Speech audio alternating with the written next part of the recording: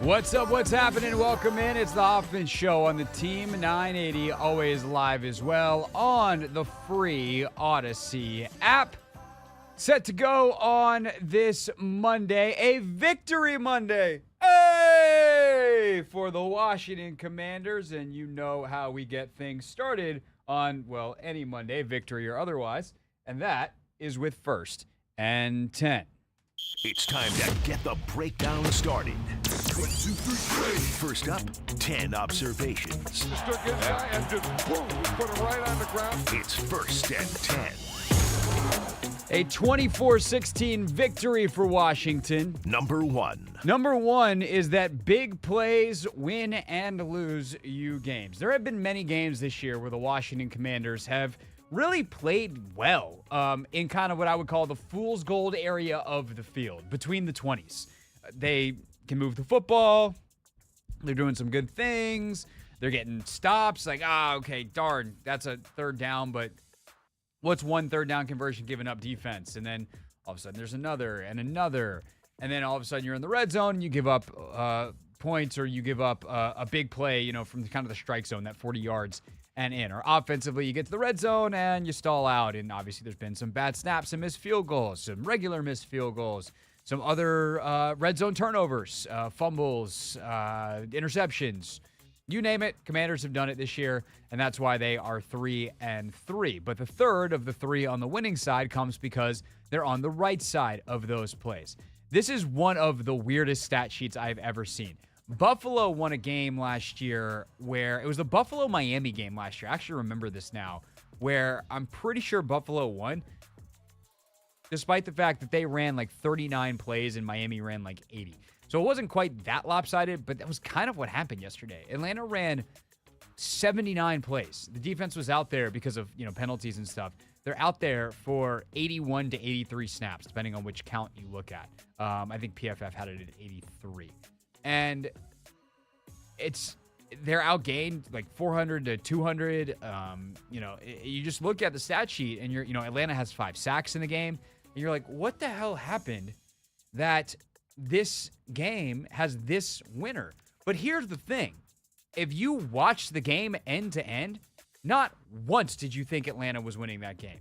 Maybe if you had one thought, it was after the first drive where Atlanta scores and goes up 7-3. But Washington comes right back down, and Washington kind of stopped themselves by, of course, a sack on a first down in that first drive where they wind up ultimately in a 3rd and 14. Sam does a really nice job of getting the ball underneath, making it an easier field goal, even though they don't get the first down. For Joey Sly, he knocks it through. Okay, fine. Washington gives up another for opening drive touchdown because, of course, they do. They can't stop. They're just addicted to them defensively, giving up the first drive touchdowns. And then that's it. Kibosh gets put down. Washington goes up. They stay up. They're up through the half. They're up. They come out, get the interception to start the second half, march down, touchdown 2 plays later, and they're like, it's over. And while Atlanta was obviously within striking distance, it ultimately is an 8-point, thus 1-score game. It is about the ability to make the plays in the big moments, 3rd downs, 4th downs, in the red zone, where they get interceptions on a 4th down play a 3rd down play by Jamin to seal it. You got a 4th down stop by Danny Johnson. You got a 4th down stop by Cam Curl on Bijan Robinson earlier in the game. Benjamin St. Juste's first career interception comes in the red zone. Like, these turnovers happen in such key situations that Atlanta does not have a shot in this game. And so while this is going to be one of the more fascinating games in 8 years of doing this that I've ever had the chance to break down, and I'm really excited to sit in front of my microphone at home and do the Take Command podcast tomorrow morning with Logan after he's had a chance to go through it, and I'll take some time tonight to go through some of the tape as much as I can as well. Like, let's be clear. The stat sheet and what you experienced emotionally watching the game are two very different things. And it is a reminder of what it feels like to be on the right side of a team that actually makes plays, as opposed to one that between the 20s in the fool's gold part of the field is clicking on all cylinders, but can't actually make the big plays when it matters. That's the difference in the game. Period. End of story. That is why the Commanders won. Number 2. That said, they were still frustratingly bad situationally in the second half, specifically offensively, and also the head coach. I'll start with Eric Bieniemy. I'm starting to notice a pattern on these sacks. I'm going to have to go back and watch them all to make sure that I get the situations exactly right. So we'll have more on this tomorrow for sure. But a lot of these sacks that Sam Howell is taking are on obvious passing downs. And in those situations, it feels like there's a lot of vertical routes down the field, which makes sense at its most basic concept. Hey, we got to get a bunch of yards. Send people away from the line of scrimmage. That's where all them yards are. But that's just not a good way to beat any defense. Like, defenses are designed vertically. There's not really, like, outside of man-to-man where you just chase the guy that you're covering, there's no defense that's specifically designed to guard people horizontally. Everything is vertical alignments. Whether you're a deep player or underneath player, you're responsible for sure a horizontal area, but you're really responsible first and primarily for getting depth to close down windows, to make things easier, to keep plays in front of you, etc. And then you move side to side within your vertical zone, right? Cover 3 is named because of the vertical elements of that, not because of the horizontal. Yes, it's 3 across, but it's 3 deep players. Cover 2 deep players. Cover 1 singular player roaming the entire deeper vertical part of the field. And so, offensively, I like attacking horizontally.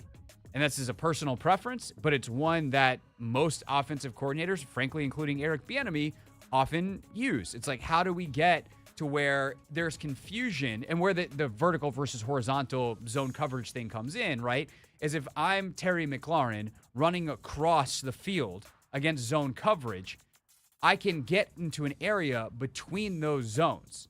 Versus I'm more likely to be directly passed off if I pass through a short zone into a deeper zone vertically.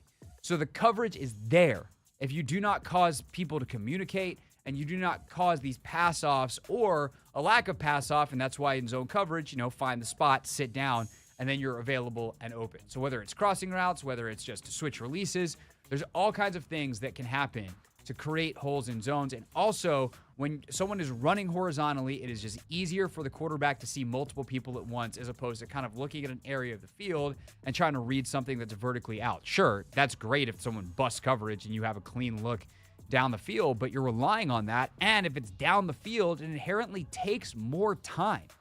And so I think when we look at the sack issue that Sam Howell continues to have, yes, Sam needs to get the freaking ball out. And, that is something that I'm sure Eric and Tavita Pritchard and Kenny Zampese and Ron Rivera and everybody else who talks to Sam Howell on a regular basis is preaching.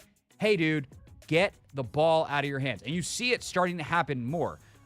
Even yesterday, one of the play calls I hated situationally was a screen on 3rd and 20 at the end of the first half. And Sam dirts it, which is the correct play, except for basically in that situation when you're honestly just better off taking a sack because then the clock keeps running because you're at the end of the half. But theoretically, at least Sam learns, hey, it's not there. Instead of making something happen, let me dirt this ball. Let me throw it over someone's head. There's a play in the game where he's trying to find Terry deep. And again, it was a situation where I would have much rather him actually taken a sack in the situation to keep the clock running. But he's like, I get the ball out, clock's going off.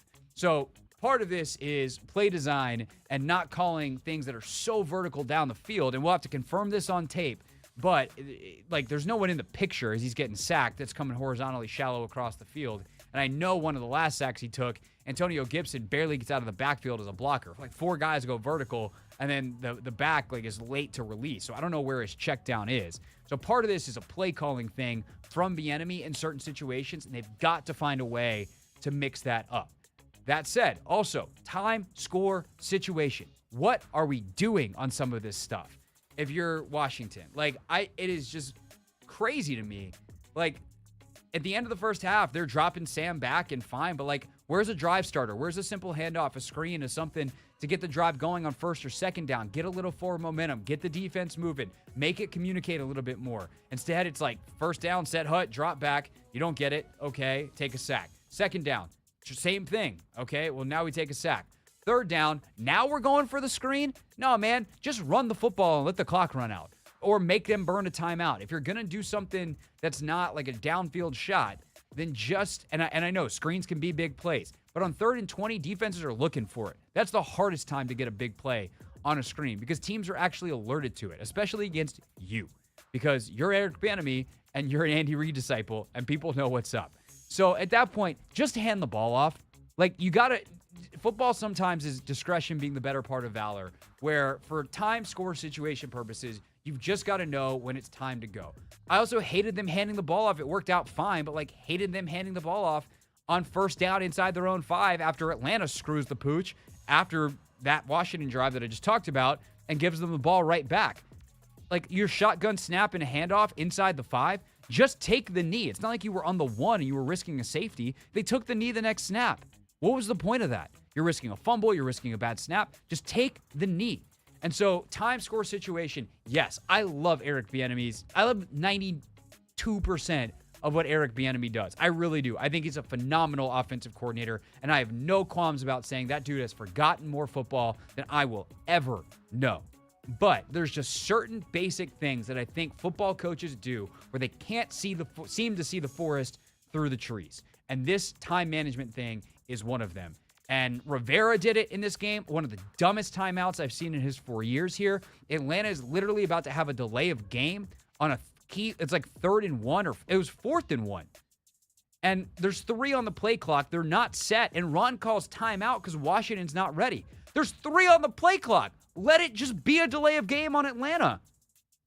They're not going to get that snap off.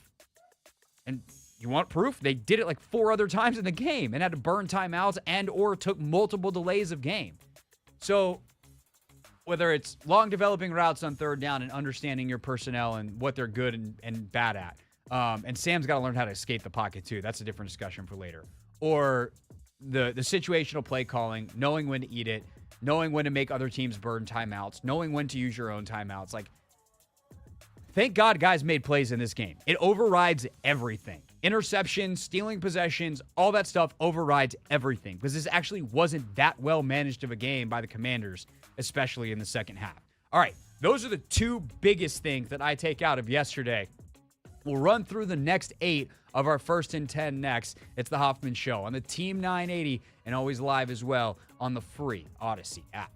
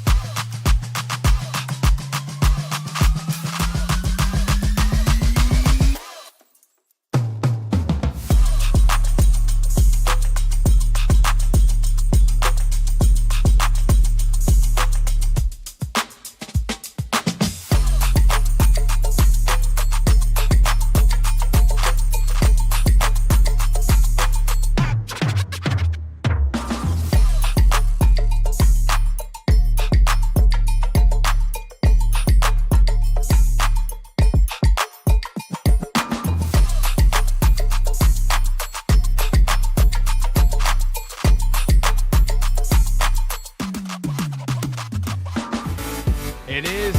The Hoffman Show on the Team 980. Always live as well on the free Odyssey app. 1st and 10 is how we start the show on a Victory Monday. Spent a good amount of time on our first 2 observations, so let's pick it back up and roll through quickly our last 8. Off we go. Number 3.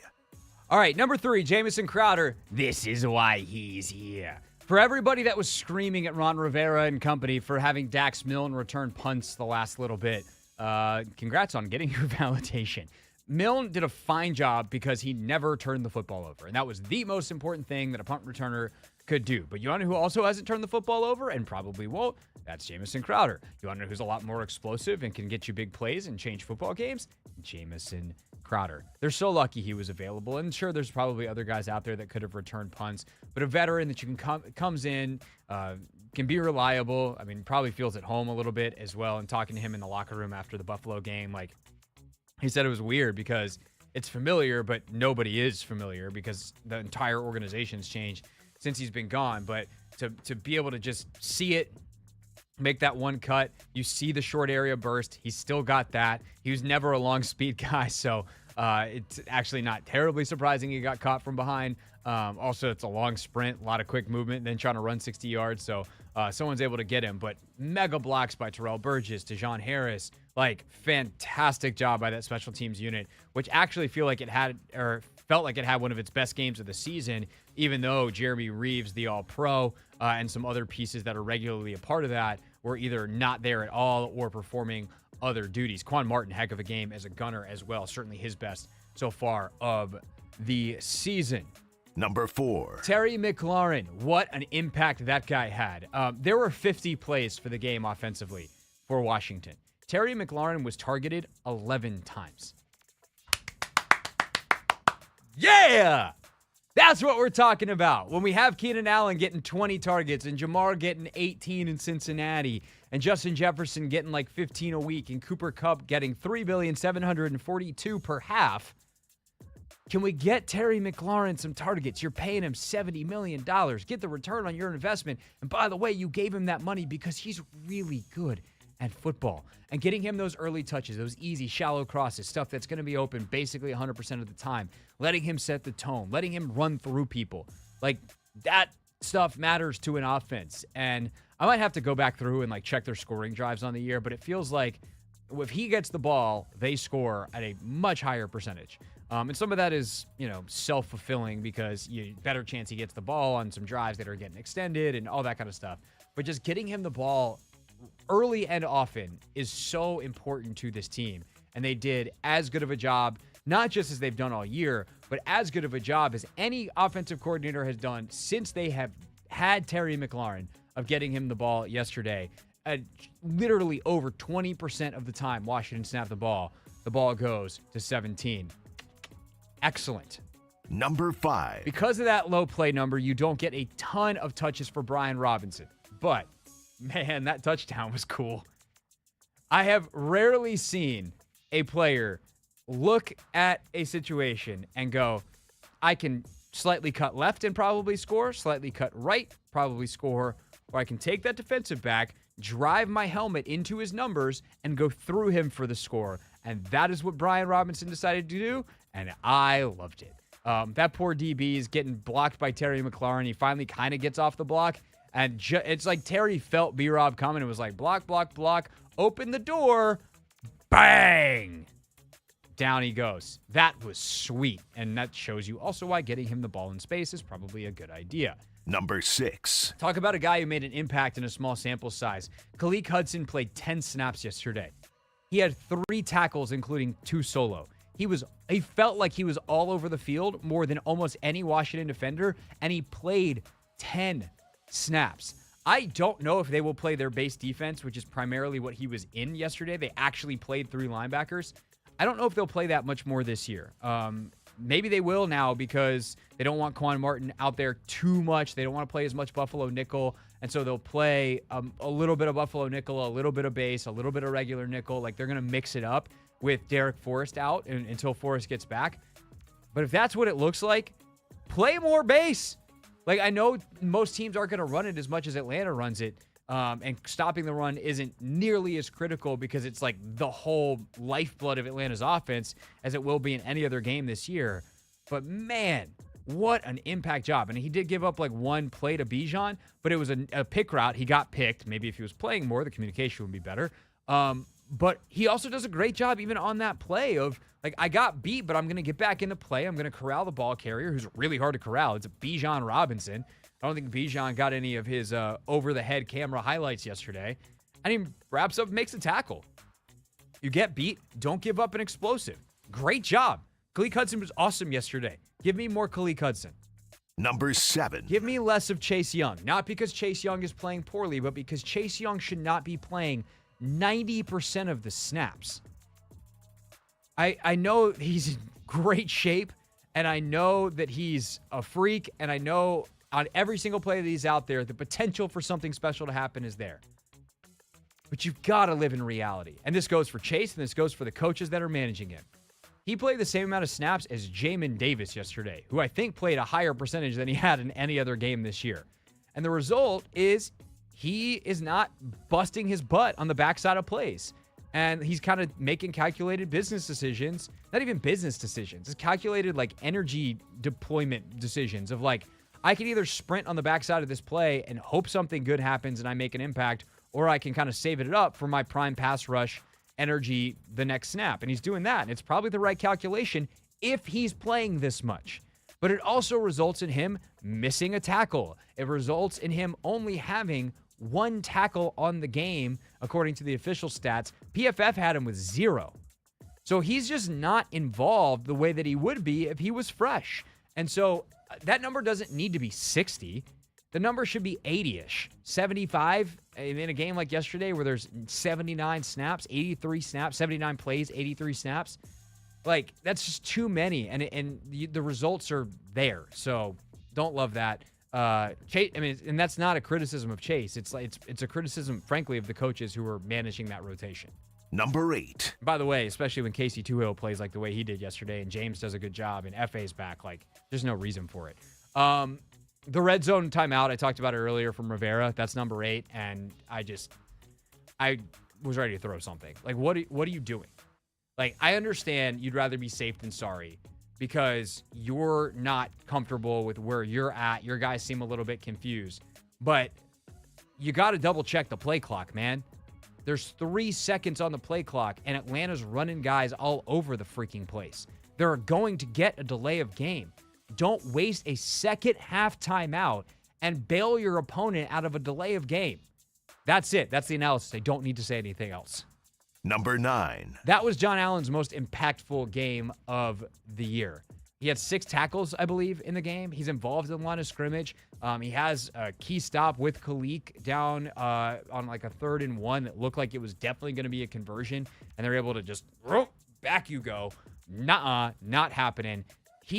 His play strength is outrageous. Like, watching him stop grown men, like running backs, ball carriers, whoever, and just be like, no, you're dead right here, is ridiculous. And it's glad to see him back after he was definitely seemed to be struggling through the first quarter of the season. Again, I don't know whether it was the foot itself or kind of the lack of conditioning because the foot caused him to miss the back half of training camp. But good to see John Allen back looking much more like John Allen.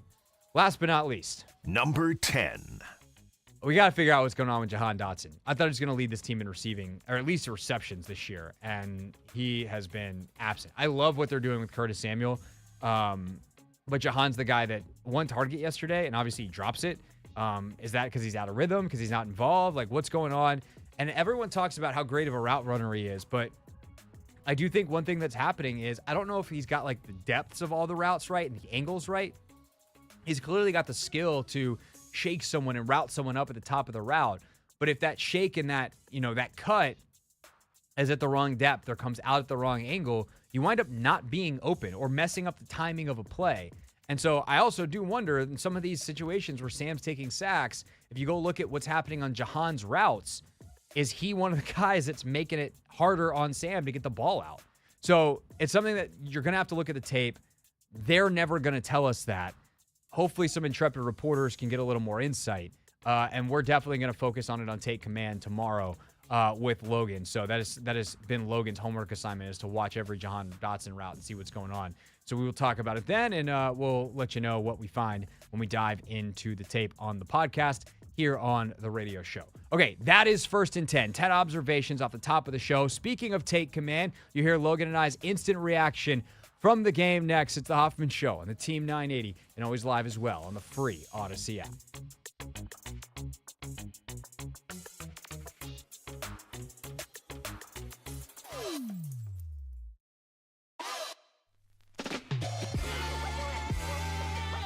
One other thing you mentioned on the positive side for Washington is the physicality of the defensive line.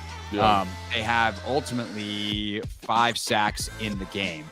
And I think between what they did in the run game and those 5 sacks, like, you see they looked a lot more like them. And I think, one, John Allen played a lot better and was noticeable. But also, your boy, Casey Tuhill, showed up, monster day. FA's in there making plays. Like, I think the depth in the rotation, they got it right this week, really, for the first time. I'm curious once we see the snap counts, but it kind of allowed them to play with the effort that we've been looking for, because they did rotate it more. Those guys were fresher, and even at the end of the game, like, they're some hands on hips in that final drive, and you're like, ooh, man, are they finally going to wear out? Because they were on the field for damn near 80 plays by the end of it. Right. But as a total at that point, even if you're playing 60 plays, like, it's only 3 quarters. But I do feel like they got that more correct in this game than they have all season. No, I agree. And the results were there. No, I agree. I think it's, the proof is in the pudding, and I think you get good production from the backup guys. James, again, you got to watch it more. I thought James flashed at times with some good physicality. And like, having those guys in is important. Like, they're NFL players, and I think if you can get a rotation going and elevate Montez and Chase and some of the other guys in that front, it just helps everybody. So it'll be cool to kind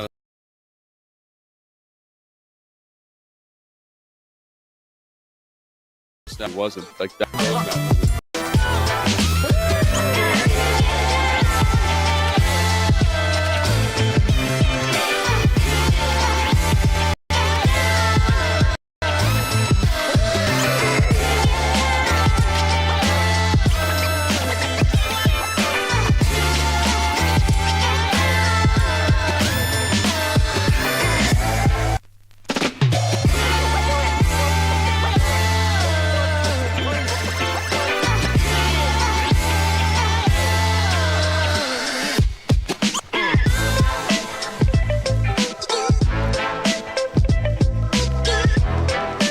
Be an elite team. Like, look at the Kansas City Chiefs, and they got to have it. That offense, like, they are excellent at chewing clock, managing the game from an offensive perspective, and I think that's where I would say this outing from the Commanders falls a little short. Not that anybody played poorly, I think that's an important thing to note too. Is, like, overall, I think if you were to go through and that's pretty good, and you go down the list, but ultimately, like, there's a reason you're going 3 and out, 5 and out in the second half. And I think when we have the all-22, we'll be able to touch on that a little bit more.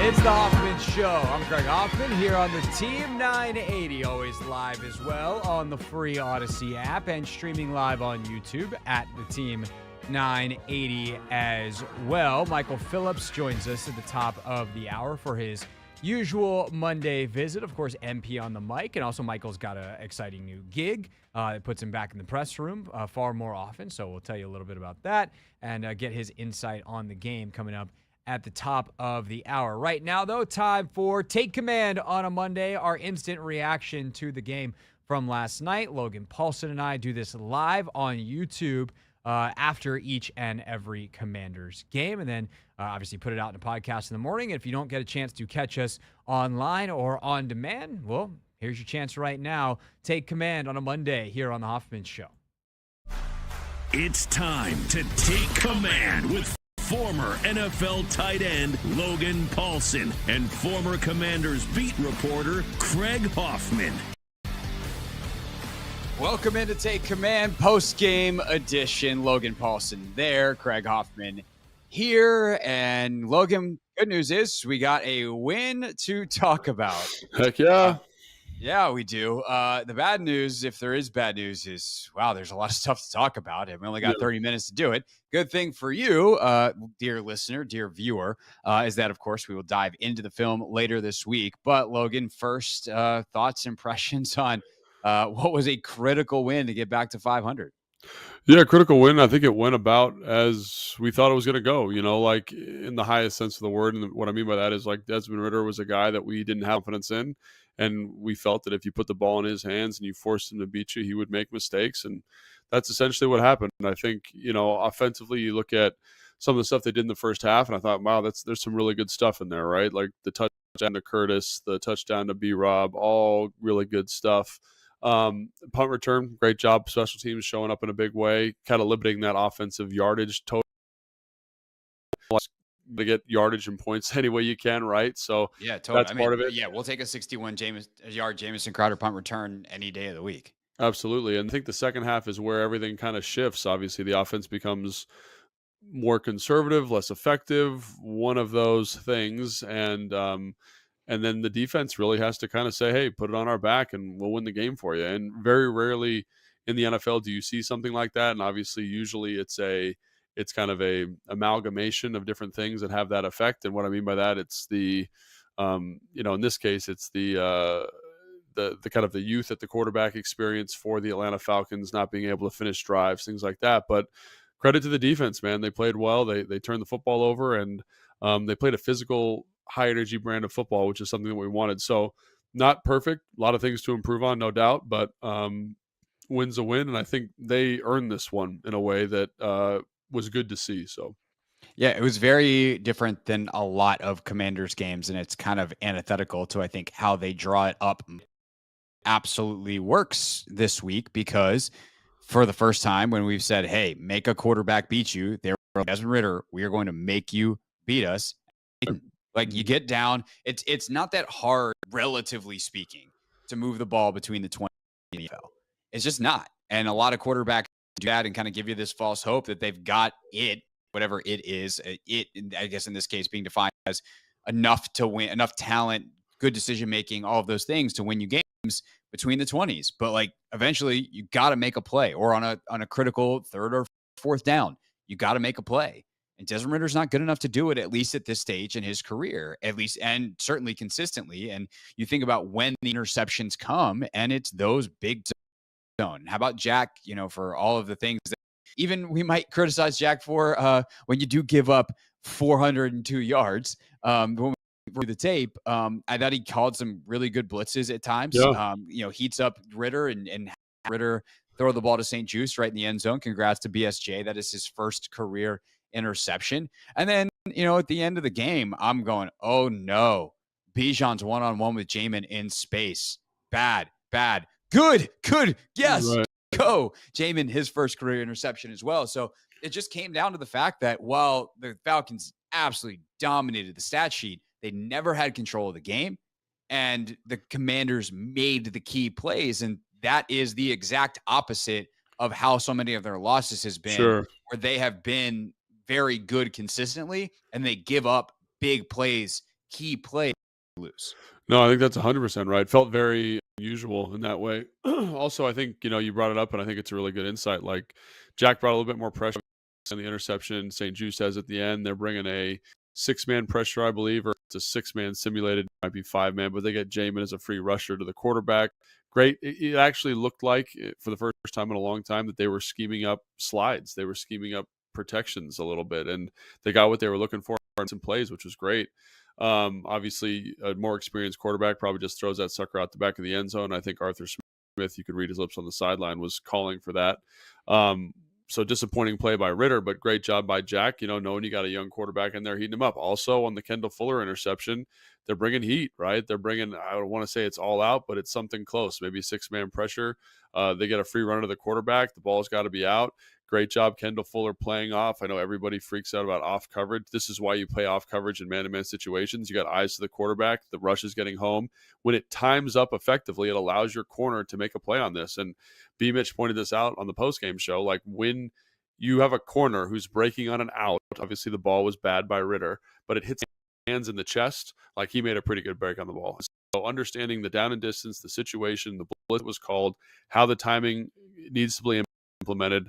Great job, because he could have easily run it out and up there, right? But I think Fuller in his mind and his heart trusts the pressure and is able to make a play on the football. So I really, there were some really, really positive things. I thought the physicality of the defensive line is another thing that jumped out to me, in terms of stopping the run. Like, I think they averaged under 3.5 yards a carry. Yeah, it was real low. 3.7. Robinson averaged 2.8. Yeah. Algier averaged 3.9 on 13. Yeah, so for running backs, probably a little bit lower because I think the probably bumps that up a little bit. Yeah, he had 2 for 18. So yeah. Yeah, so I think kudos to that group. They came out and played good football. Khaleke Hudson makes an appearance, made some really nice plays. Can we stop down on him for a second, because he was awesome. Like, yeah. I don't know if he played more than 8 snaps, but if he played 8 snaps, he made plays on 5 of them. Yeah. And I was curious if you noticed what packages he was in on, theories as to why, and what that means moving forward if he's going to play football like that. Yeah, we'll see. I mean, that's one of the things that I like to reserve comment on until we watch the film. So Tuesday, that'll be a better deep dive, because like you're watching a whole bunch of stuff. You're watching offensive formations. You're watching defensive coverage cell, like who's in the back end was something I was trying to pay attention to a lot.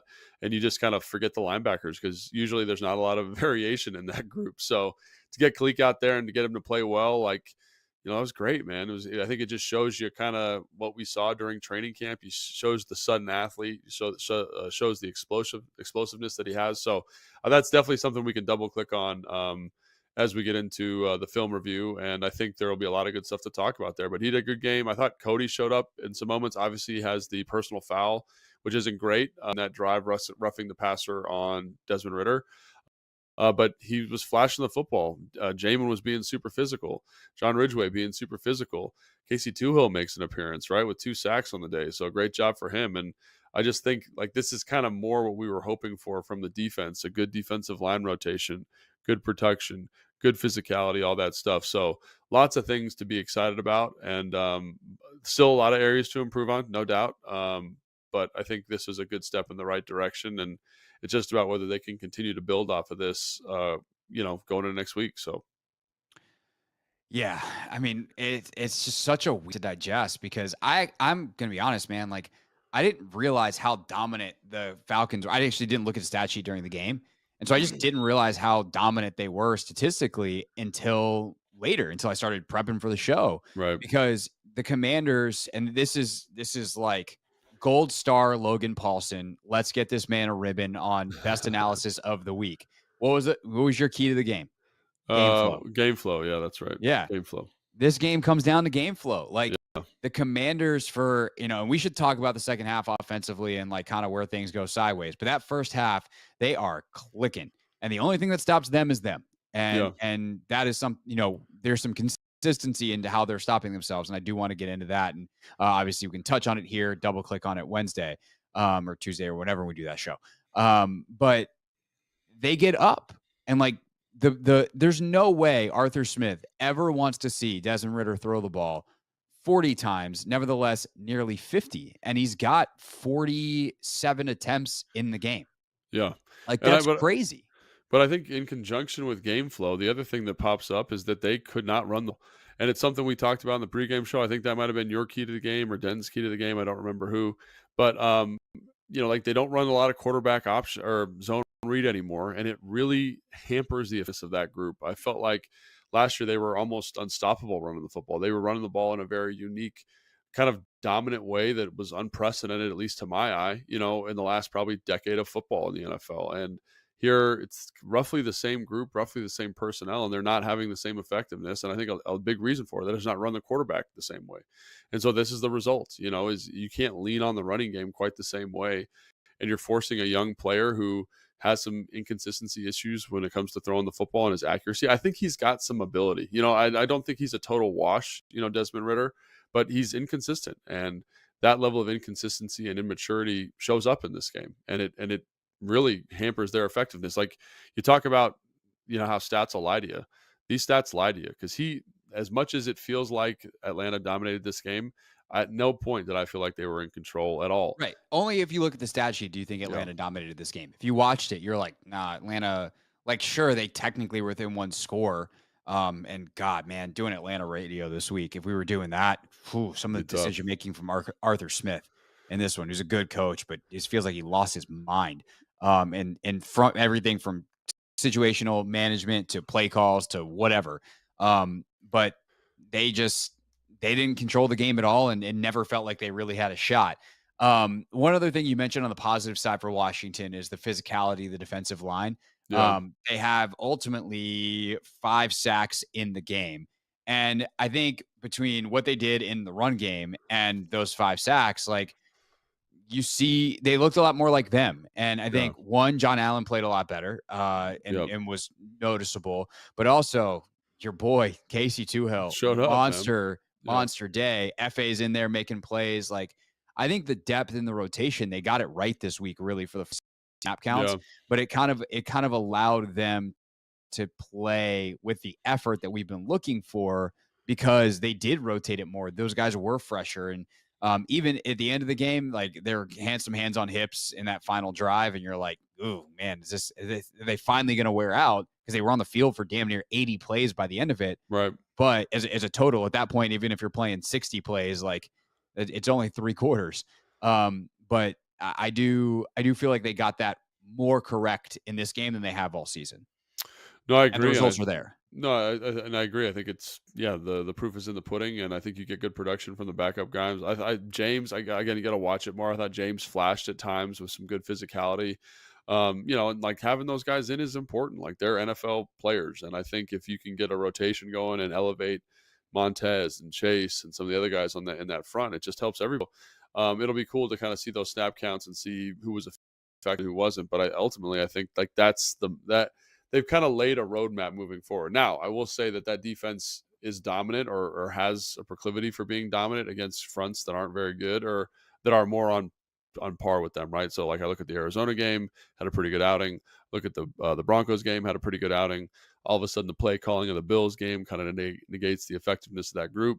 The O-line, the dominant group of the O-line of Philly, again, kind of negates their effectiveness. And then I just kind of throw the Chicago game out at this point, because the game flow there and the just general lack of effectiveness from the defense was, terrible. But looking at it, I think like this was a game that we kind of expected them to do well, and they did. And whether it's because of the rotation, whether it's because of the long break, now the thing that gets me concerned is because that group does get worn down.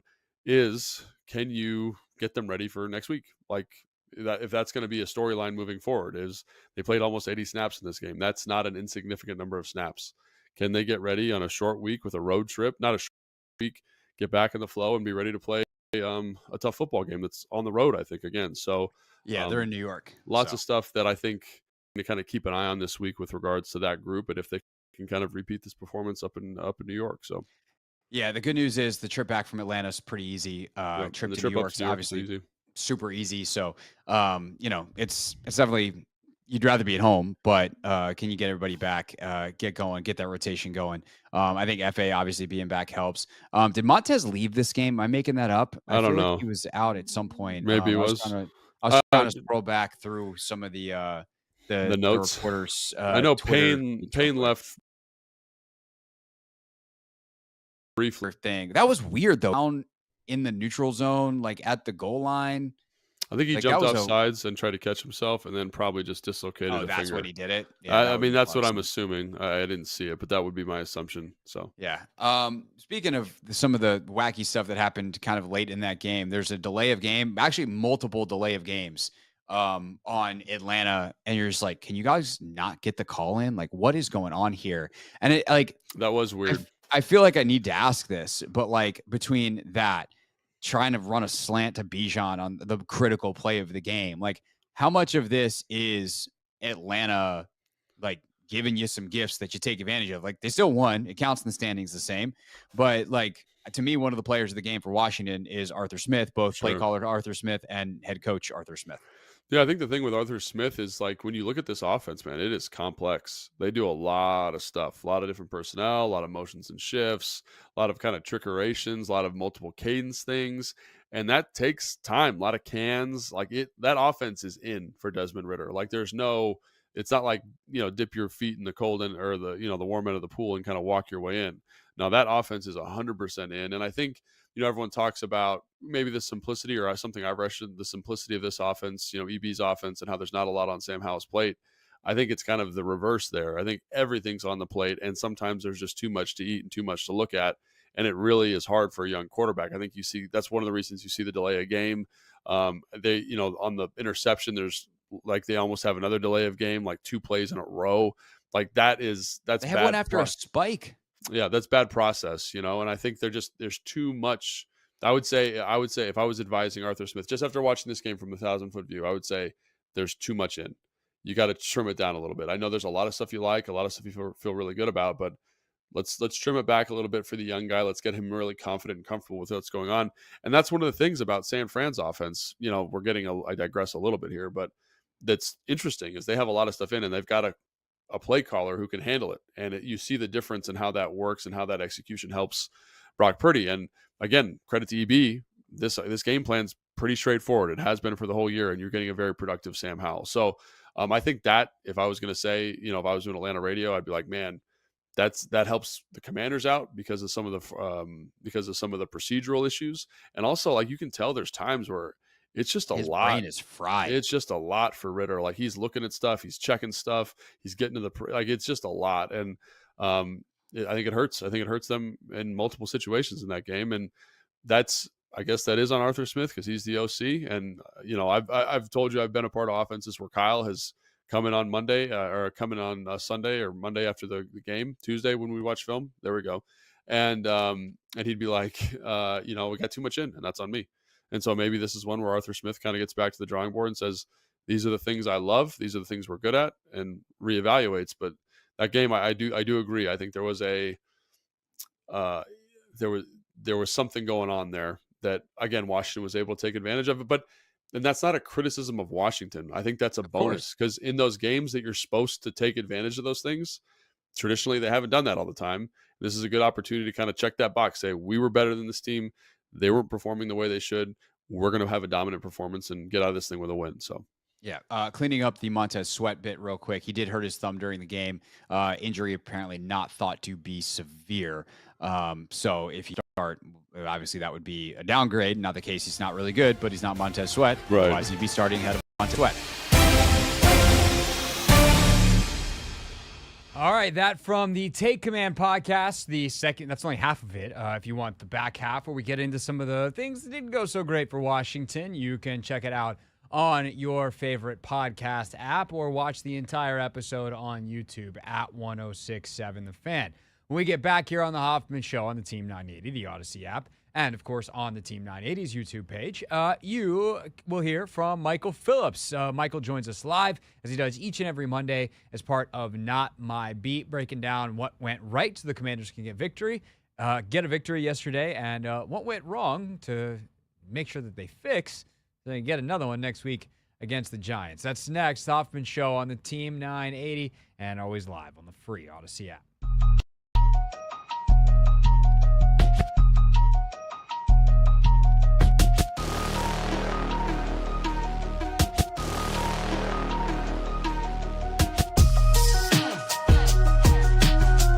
To warn you, bro, it is a mess in downtown Nashville every day of the week and twice on Sunday. Not even we moved hotels the next night. I still am waiting on my refund for that. But yeah, we moved hotels the second night. Wow. It was fun. You say they rely on them. We went to brunch with my buddy the next day, who is a Nashville native and has lived in Nashville long enough that he remembers when it was more than just the bachelorette capital of the world. And he's like, yeah, we're pretty much on the woo girl economy. Yeah, that's precisely what's going on. The downtown businesses cater to that. If you try to get it shut down, you're probably the one getting thrown out. It is what it is right now. It's weird, but Nashville, baby. What are you gonna do? Yeah. So I will add one more small part to this story, and this is the part, frankly, that I've been waiting to tell you all week as well. That was kind of part one. We got quality Yates reaction. Part two, as we leave the hotel the next morning to go to breakfast.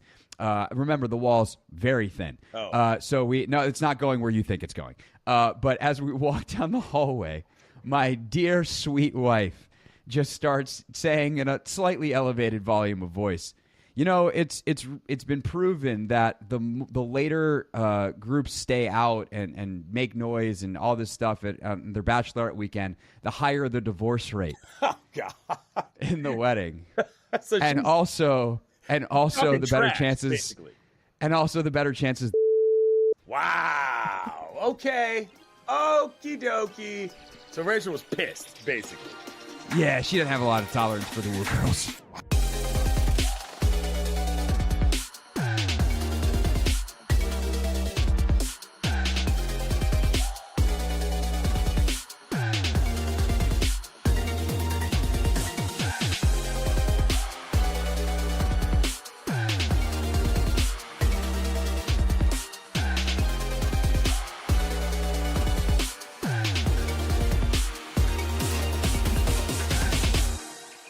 They say on the internet, like, feel free to post stuff, like your friends' photos, do whatever. But like whatever you do for your own well-being, don't read the comments. Comment section, bad idea.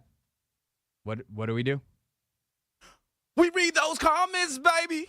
That is exactly what we do. That was a little bit better. I still feel like that one was a little muted.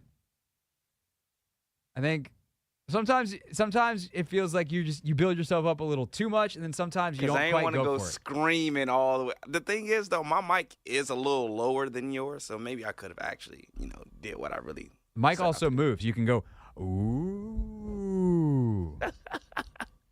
Did you know you could play tricks with a microphone? I think I'll try that next time. Okay. You want to give it another shot? Or you want We read those comments, baby. There we go. All right. I feel ready now.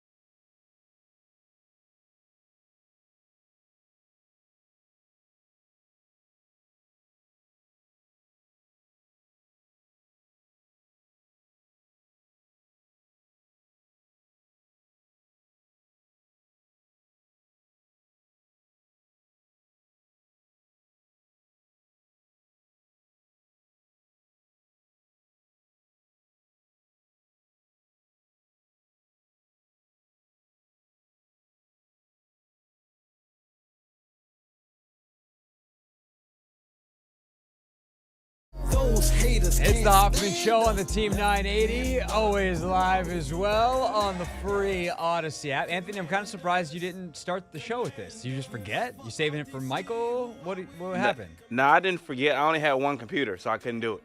Oh, that's a good point. Yeah. You do. You were operating with one hand tied behind your back. Yes. Or one computer, not. People get the point. All right. Well, now that we got that out of the way, it's 5 o'clock. You know what time that is. Today's top story from the perspective of someone who's there. You are looking live. This just in. Not my beat. On a Monday during football season, that means Michael Phillips, MP on the mic, down in Richmond, 10 a.m. to noon each day on 910 The Fan. And now that we booted Paris out of town, Michael will be filling in the rest of the year as the Washington Commanders beat reporter for the Washington Times. Very excited to have you back in the press room, sir. I might even have to make a trip out to Ashburn soon. All of that is correct. Today is my first day with the Washington Times. I'm actually coming to you live from the airport in Wichita, Kansas, Craig Hoffman. Big doings here, and my mom's birthday today. Came back home for the weekend, and excited to fire up a new gig. Add a little Washington Times writing to my resume, and we're gonna have some fun. First of all, happy birthday to Mama Phillips. Obviously, Yep. that is the first order of business. Second of all, now Paris did obviously the Commanders stuff, but Paris kind of wrote about everything. Are you going to be doing? Am I going to have to teach you about basketball so you can write about the Wizards? No, sir. Okay. This is Commanders only. Although I have made a promise to multiple people, foremost among them Candace Buckner, who would taunt me with my lack of knowledge about basketball. I've been in the D.C. area covering D.C. sports for 17 years now. I've done it all. I've been to D.C. United games. I've been to Spirit games. I've been to Terps games. This is true.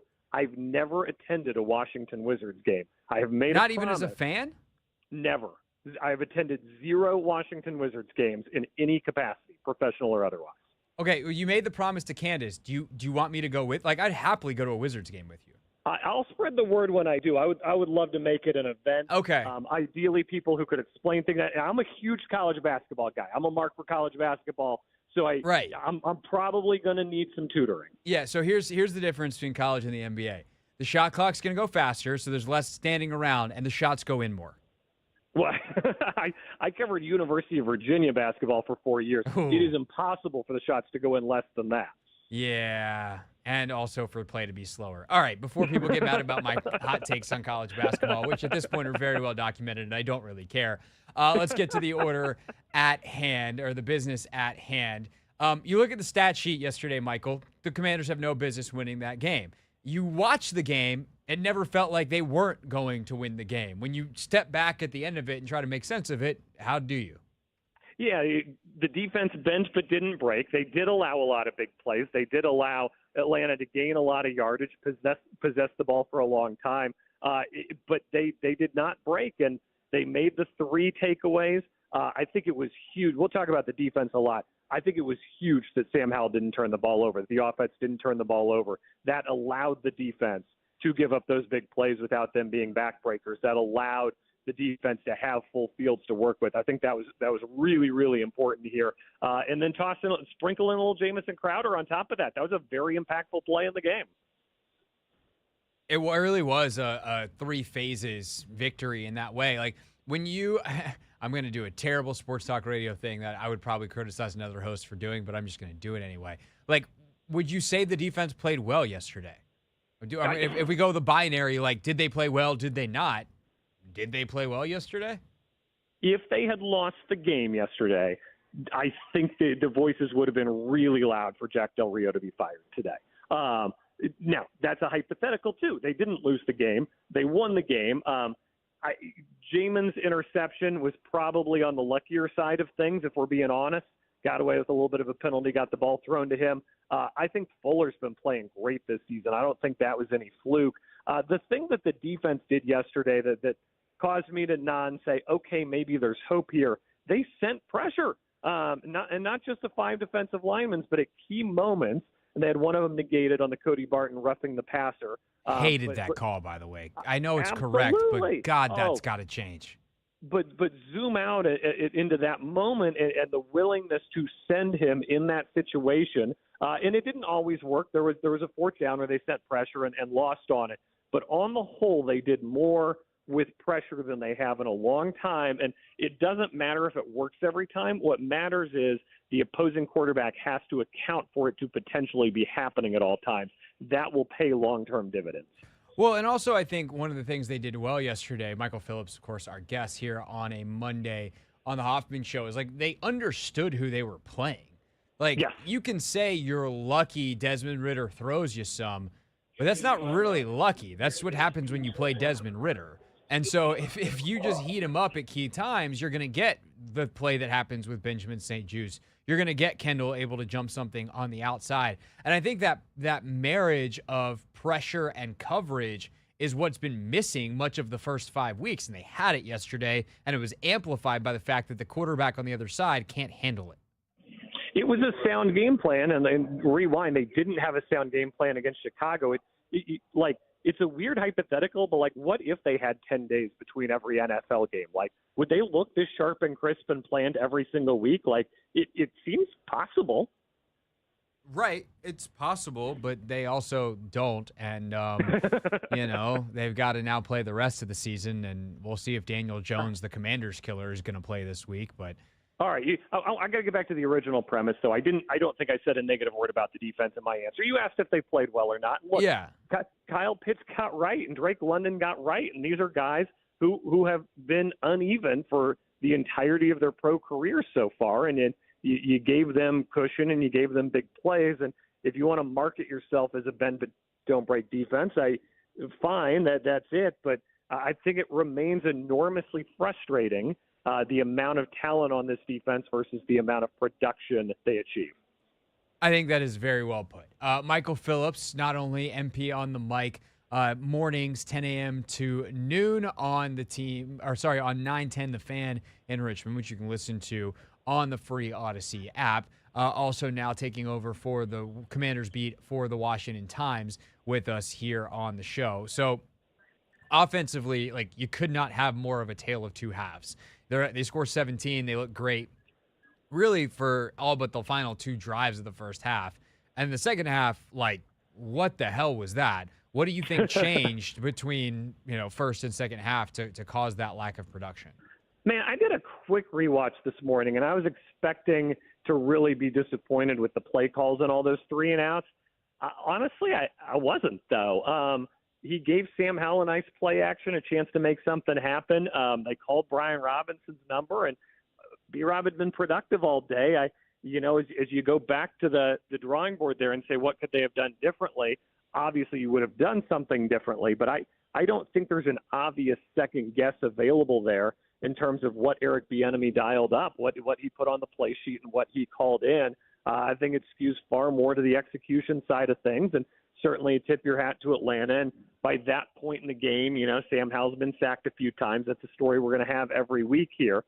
Credit to Howell for not turning the ball over, but also, once he gets that third sack, that fourth sack, it does seem to mess with his timing. Ron Rivera alluded to that, said he thought Sam Howell's internal clock was a little off, and I would agree with that. Now, I think that there were also more things they could have done to milk the clock, to get it down a little further, that would have made sense. But I don't know that I find fundamental flaws with the play choices and selections that were made, if that makes sense. Yeah, no, I tend to agree with that. I do think they're getting a little too vertical on some of these obvious passing downs. And it's like, can we just get like a 7-yard crossing route and let Curtis Samuel or Terry or Jahan or Logan Thomas run? Like, I think it's too reliant on getting open down the field in some obvious passing situations that's contributing to the sacks, but that will have to go back and watch the tape to confirm. Thanks, Coach. Got it. I do want to talk to you last thing before we let you go. And, I don't know how long you got till your flight. I don't know. Maybe you're like, can you please just keep me occupied for the rest of the show? But the situational stuff drove me bonkers yesterday. I think Bieniemy was somewhere between not very good and bad situationally. The timeout from Rivera bailing Atlanta out of a delay of game made me want to throw something. Like, what do you make of that? And Atlanta was worse. Right. Atlanta was worse situationally yesterday. And Arthur Smith was losing his mind over on the sideline there, watching a spike turn into a delay a game, and needing a timeout off of that, and wasting your last timeout late. It was embarrassing. That looked like two bad teams that are fighting for the 7th seed. That's the new NFL, right? Like, one of these teams gets to make the playoffs. Those are the rules now. And they were, throwing rocks at each other, not particularly well, trying to be that team.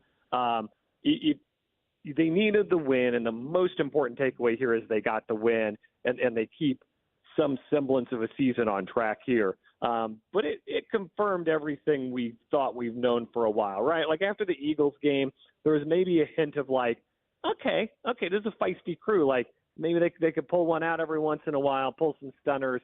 I think we've got enough of a body of evidence now to just suggest, no, this is a mediocre NFL team that will remain in the hunt through December 31st, as is official NFL bylaws for all mediocre teams. But any notion that anything could happen in January is pretty misguided at this point. Yeah, I think they're kind of in the middle of the pack. I do think they're more talented than a lot of teams in the middle of the pack, and it feels like there's a path for them to be real good if they can get hot at the right time. But my faith in that happening is not particularly high at this time. Michael Phillips, back on the air tomorrow, back home? Yeah, it was actually on the air today from Wichita, so that was nice. A treat. But we'll be back in the studio tomorrow. We are at the they don't call it the Senior Tour anymore. It's the PGA Champions Tour. The playoffs are in Richmond this week. We're out there Thursday. Nice. I don't know if you know Noah Khan. He's a singer. He's very popular with the kids. No, I don't. He is giving a concert at the golf tournament, so I think we're going to have him on Thursday's show. Sweet. Trying to appeal to our youth demographic, and then we'll try to appeal to the other demographic by having old golfers on the show. Truly, I don't know what the Nielsen's are going to look like. It's going to be some kind of weird curve where we hit both ends of the spectrum. Oh my God, Anthony, do you know the artist Noah Khan? Is that who it was, Michael? Khan, but yes, said Khan. Anthony, not familiar? No. I actually do think one of my training clients, who we affectionately call a child, she's like 25, but she's a child. She might as well be like 12 with some of the things that come out of her mouth. I do believe she's a Noah Khan. Like, that name sounds vaguely familiar now. That's the target market. Yep, there you go. I don't think she's going to be helping in your Nielsen ratings, but that's a different story. If she does want to listen, 910 The Fan, search it on the free Odyssey app, and you can listen to Michael Phillips weekdays, 10 a.m. to noon, and soon be reading his work in the Washington Times. All right, buddy. Talk to you next week. Thank you. Take care, Greg. All right, Michael Phillips, everybody, with us here on the Hoffman Show. When we get back, and that was actually Anthony's first appearance on the show. We'll get Anthony's thoughts on the game, dice it up a little bit more. One big important point that I haven't said yet about the Commanders' victory yesterday. And then we'll go around the NFL at 5:30. You know how we do it here on the Hoffman Show on a Monday, a Victory Monday on the Team 980. I feel like I need to ask this, but like between that, trying to run a slant to Bijan on the critical play of the game, like how much of this is Atlanta like giving you some gifts that you take advantage of? Like, they still won. It counts in the standings the same. But, like, to me, one of the players of the game for Washington is Arthur Smith, both play caller Arthur Smith and head coach Arthur Smith. Yeah, I think the thing with Arthur Smith is, like, when you look at this offense, man, it is complex. They do a lot of stuff, a lot of different personnel, a lot of motions and shifts, a lot of kind of trickerations, a lot of multiple cadence things. And that takes time, a lot of cans. Like, that offense is in for Desmond Ridder. Like, there's no, it's not like, you know, dip your feet in the cold end or the, you know, the warm end of the pool and kind of walk your way in. Now, that offense is 100% in, and I think everyone talks about maybe the simplicity, or something I've rested, the simplicity of this offense, you know, EB's offense, and how there's not a lot on Sam Howell's plate. I think it's kind of the reverse there. I think everything's on the plate, and sometimes there's just too much to eat, too much to look at, and it really is hard for a young quarterback. I think you see that's one of the reasons you see the delay of game. They, you know, on the interception, there's like they almost have another delay of game, like 2 plays in a row. Like that's they bad. Have one after a spike. Yeah, that's bad process, you know. And I think there's too much. I would say if I was advising Arthur Smith, just after watching this game from 1,000-foot view, I would say there's too much in. You got to trim it down a little bit. I know there's a lot of stuff you like, a lot of stuff you feel really good about, but let's trim it back a little bit for the young guy. Let's get him really confident and comfortable with what's going on.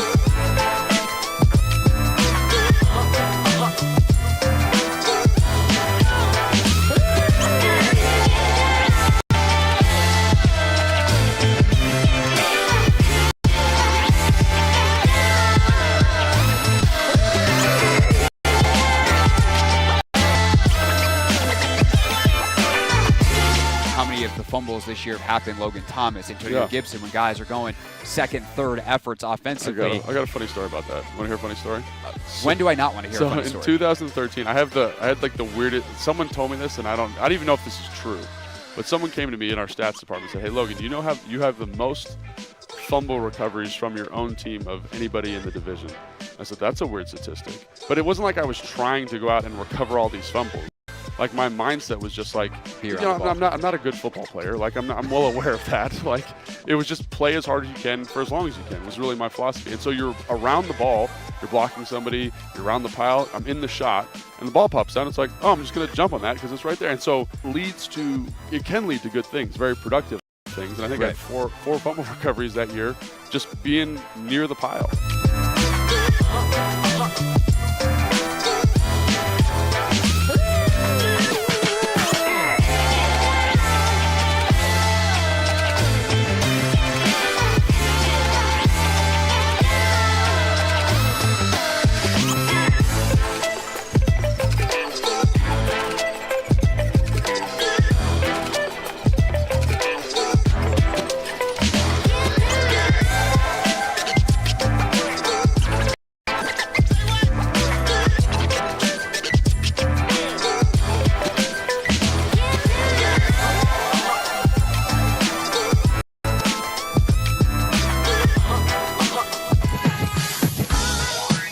Hoffman Show on the Team 980, always live as well on the free Odyssey app. That is Anthony Haney, producer of the show. I am Craig Hoffman.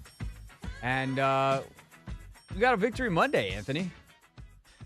It is a happy Victory Monday for all those who celebrate. Yes, sir. Let's go, man. We haven't had one of those in almost a month. Yeah, it's been a hot second. We are the Commanders. And they are 3-3. And honestly, man, like, you got to give credit to the team that wins. Like, they did enough to win. But could you imagine if we were doing an Atlanta radio show today? Ooh. Like, bro, I actually caught myself a couple times last night on the podcast and thinking about how I was going to talk about this game today. Like, it's almost hard not to talk about it from an Atlanta perspective. Atlanta had a bigger impact on the result than Washington. Mm-hmm. Like, Washington was the recipient of some Atlanta absolute nonsense. And they made the plays to take advantage of it. Like, and they get the win all the same, and you take it, and you're like, hey, thank God. But, like, some of the decision-making from Arthur Smith and I know going for it on fourth down, like, I like super aggressive. I like going for it on fourth down. But some of the times he goes for it, you're like, why here? And sometimes I like the decision and I hate the play call. And no more than the obvious one, you got to go for it, the last one where Jamin gets the interception. Bro, they have Jamin Davis on Bijan Robinson one-on-one in space to the field, not to the boundary, to the field, as much space as you can possibly ask for. I don't know whether Washington's running cover 0 or cover 1, but either way, it's man. And you know it because Jamin doesn't belong outside that far. And you run a slant with a rookie running back who runs a bad route, because of course he does. Like, Bijan's super talented, but he's not going to be the crispest route runner. And I realize, like, you get the mismatch and everything, but then just use the speed. Like, Jamin's really fast, but send Bijan on a go there. They're guarding the sticks. It's fourth and what, like 2 or third and like 2? I think it was like 3rd and 1. Yeah. So you get the matchup. You have fourth down if you want to run it. Take your shot. And instead, they run a slant. Bijan needs to stay flatter to the line of scrimmage, and Matt Ryan was all over it on the broadcast. And you get a pick, and Jamin gets away with the PI as he hooks him. Ooh, you calling a PI? I mean, I It's a actually bang play. I didn't think it was egregious. Like Yeah. I actually kind of like that they let him play there. I would say if that happened to Terry, I would be pretty pissed. I'll be honest, but I said if they called it on Terry, I'd be pretty pissed. That scared me. Siri, get out of here.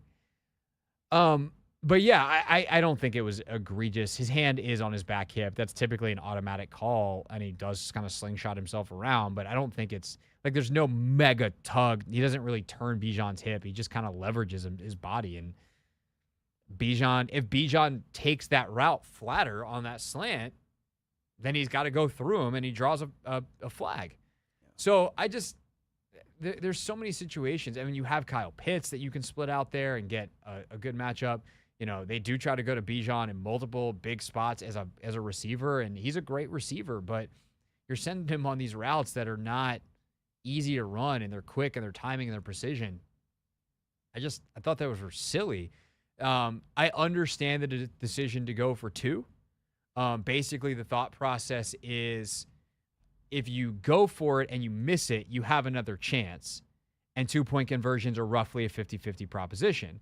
So if you get it, or if you miss it, your chances are you'll get the second one.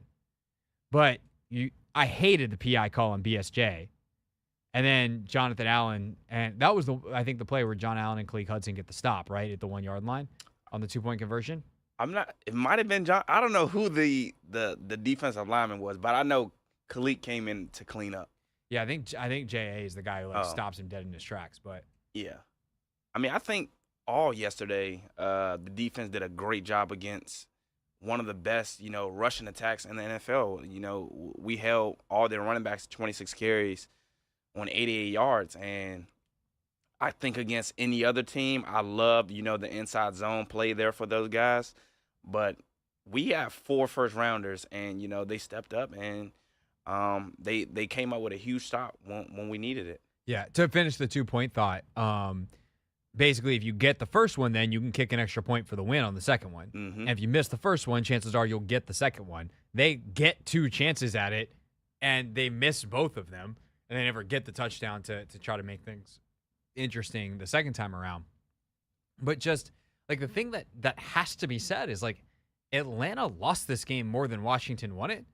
And who knows, like if Washington needs to make plays to win it, that's not to say that they wouldn't have eventually done that, right? So it's not meant to take a shot at Washington and say, oh, they're lucky, they're this. They just weren't required to do more than they did. They did enough to win, which is all you can ask for. But man, Atlanta did some boneheaded stuff yesterday. And I think Logan said it really well on the podcast because I kind of brought this up there. And he's like, I think they have way too much in for Desmond Ridder. And you can just see like his brain overloads at times. And it makes you appreciate that while there's probably some issues being caused by the full offense not being in for Sam Howell, those issues are way less than what happens to a guy like Ridder who's just drowning. Do you think offensively I think they tried to like dial it down and like simplify for him? Like I feel as though for Ridder or for Howell? Well, for Ridder, in terms of the throws, I guess. I know there's a lot of motion and there's a lot of, there's a mental load there with all the different formations and things of that nature. They but when motion it came to or shift on Catalan said this during the broadcast, 68% of snaps. Yeah, that's insane. That's crazy. So if you have first, second, and third down on 2 of those 3 plays, there's a motion or a shift. Like, and just to remember, like, on top of remembering, so like when you call a play, right?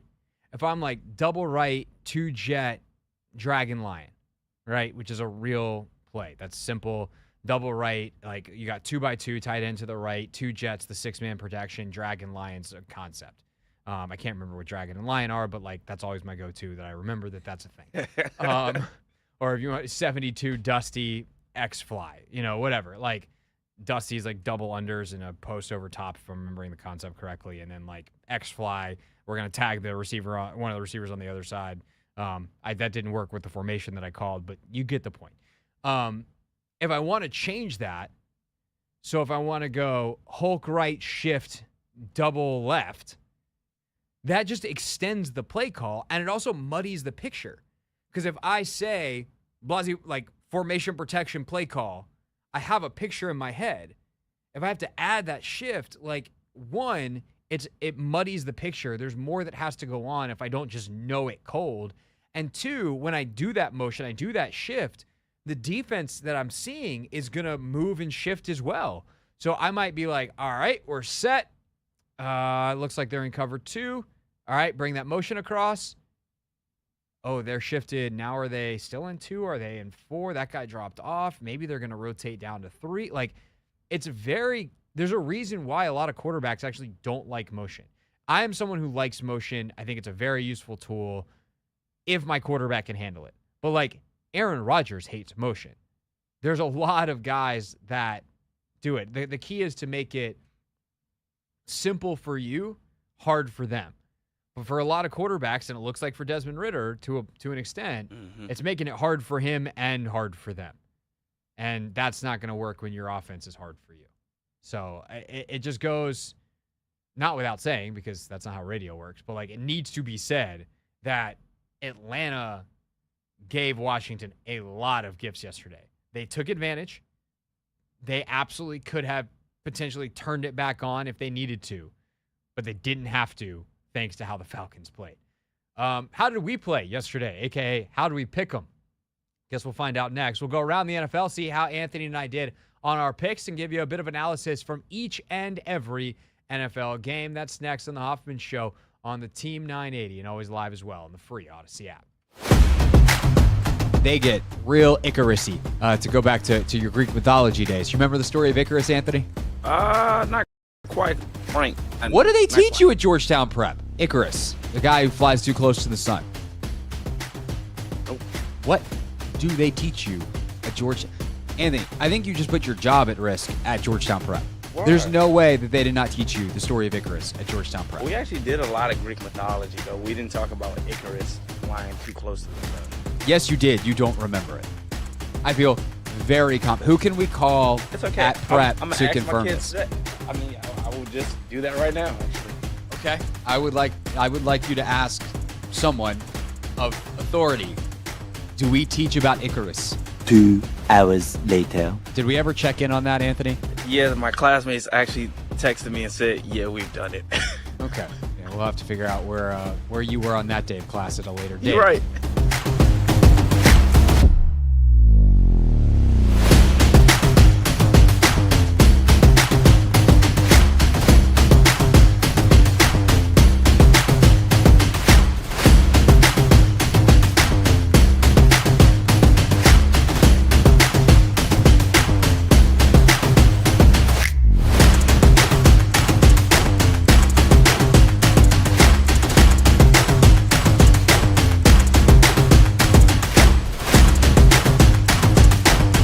Last night, Arina Sabalenka makes the U.S. Open final, the Belarusian player, and here's how it sounded on Belarusian television. Арина Соболенко! Ваму! Что Арина недостойна звания первой ракетки мира. Yeah. Получите! Распишитесь! Oh, yeah. Rising up! Back on the street! Did my time, took my chances!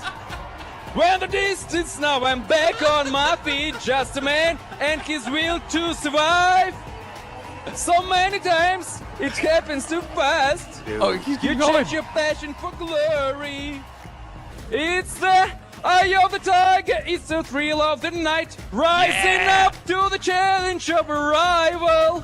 And they lost, no survivor. Все, ребята, я сдулся. 10 out of 10. No notes.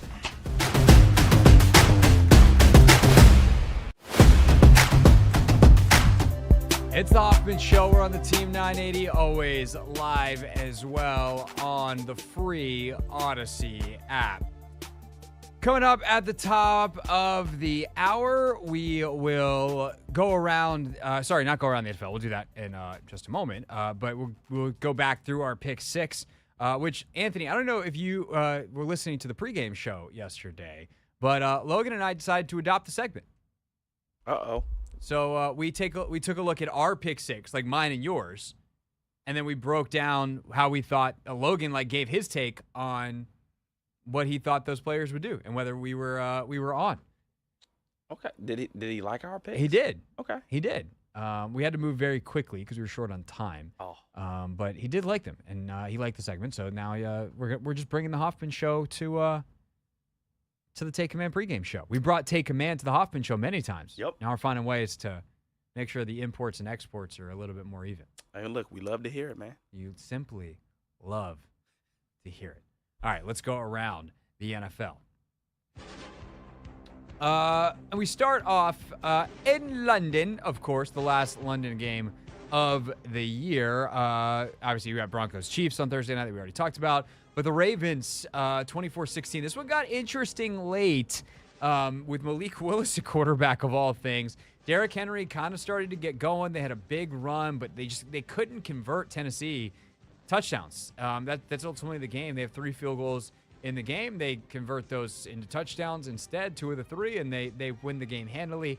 But Lamar Jackson able to do enough. 223, a touchdown, and an interception. Also 13 carries for 62 yards. He is a one-man wrecking crew. And, oh, by the way, the defense is pretty good for the Ravens as well. They ultimately get the victory, and back they come 4-2. And they have I'm trying to remember who they've got, but they've got a big game this weekend against the Lions. Probably the best game on the NFL schedule, happening just up 95 this weekend. Man, that was an intriguing game. I actually watched it the entire aftermath. But yeah, towards the end of the game, Malik Willis with a chance to really go down and make a play. I just think his inexperience showed up. He was holding onto the ball a little too long. They were dialing up blitzes. That sounds familiar. As you should for a young QB. And it's going to be interesting to see what the Titans do with Ryan Tannehill looking like he's going to be out. Yeah. They probably just go with Willis. Do they make the move to the rookie? I don't know. What round did they draft Levis? 3rd, I think. I guess they drafted both of them in the 3rd. I mean, let's see. Will Levis was he's a 2nd rounder. Oof. First pick of the 2nd round too. Oh, that's what it was. Yeah, man. Yeah, I don't know. I don't really he was like bad in the preseason, wasn't he?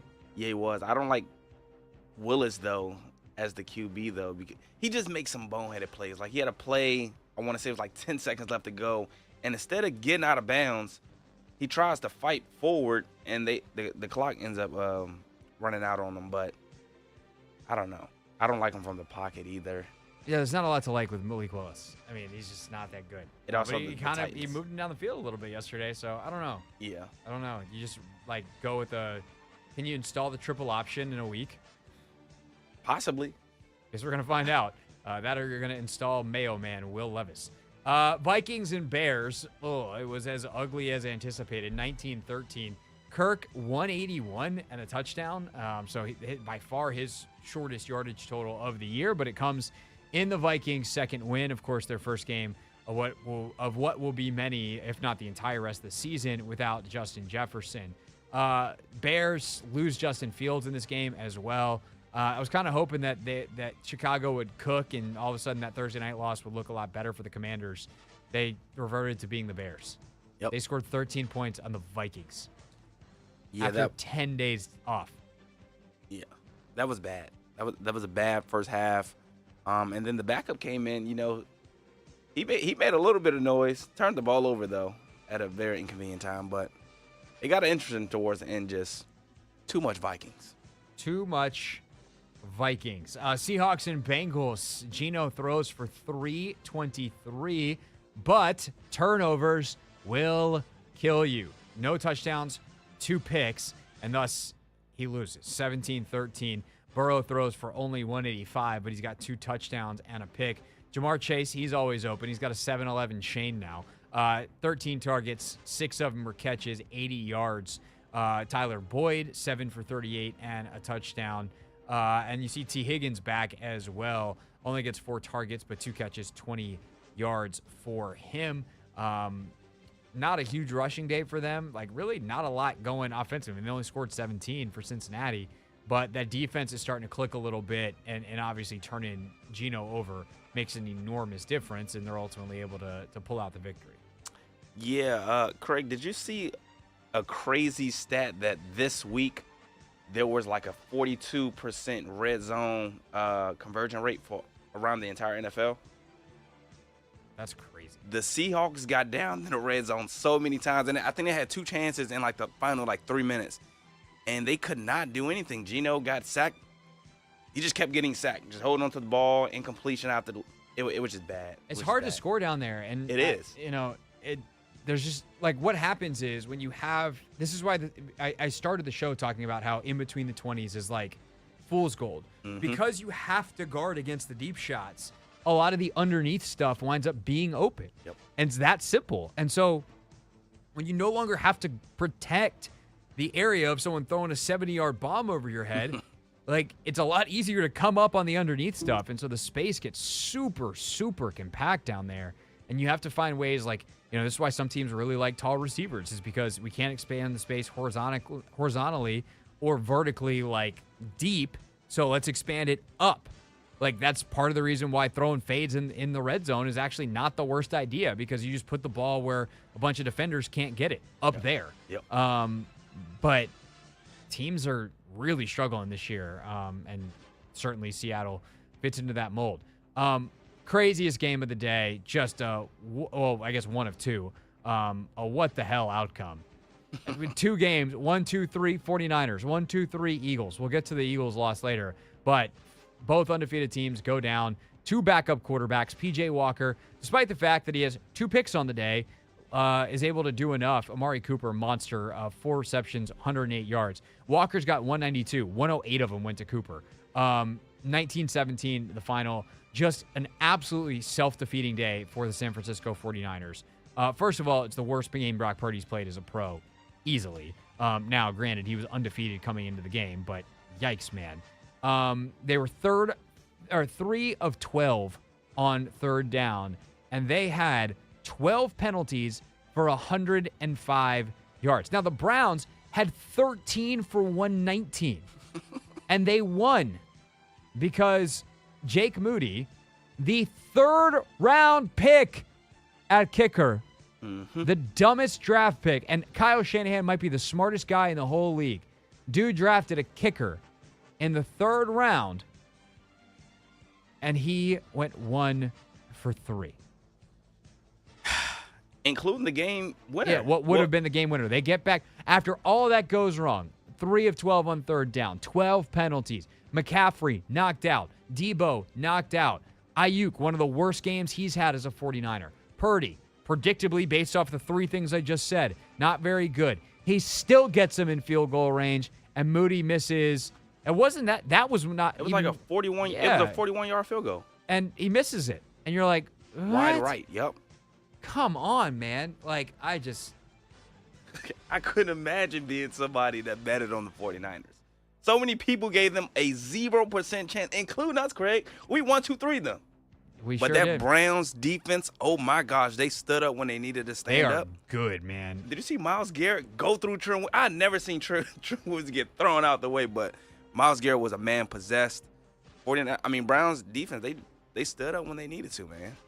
I guess. I mean, that and the kicker missed a field goal. Boy, that too. And not only missed 1, missed 2. So, yikes, man. Yikes on the 49ers. They'll be fine. Still feel good about them as my Super Bowl pick, but on yesterday. Continuing around the NFL, this 1-2-3 we got right. 1-2-3 Miami, 42-21. My buddy Sam, the noted Panthers fan who keeps coming up on this show because of his previous feelings for Ron Rivera, posted a very funny meme on his Instagram earlier. It was a banner like in Bank of America Stadium that had been photoshopped to say, led the Dolphins 14-0 in the first quarter in 2023. Which, with the way the Dolphins are playing, is a bit of an accomplishment. And it was 14-0 after 1. And then it was 21-14 at half, and they kept on going from there. 42-21 the final. Tua had 262, 3 touchdowns. Mostert, another monster day as Achane didn't play, 17 for 115 and 2 touchdowns. Tyreek, another 163 type of day, because of course he did. And on the Carolina side of things, that was Frank Reich's last game calling plays, apparently. Today announced that he's going to give the play calling duties to OC Thomas Brown. So we'll see if that can turn Carolina's fortunes around. They are 0-6, and a reminder, there's no glory in that for them. Their first-round pick belongs to Chicago. Yeah, the Dolphins, they just keep chugging and chugging and chugging. And, Craig, guess how many yards Tyreek Hill has through 6 games? He's got to be pushing like 800 or 900 already. He's at 814. Sheesh.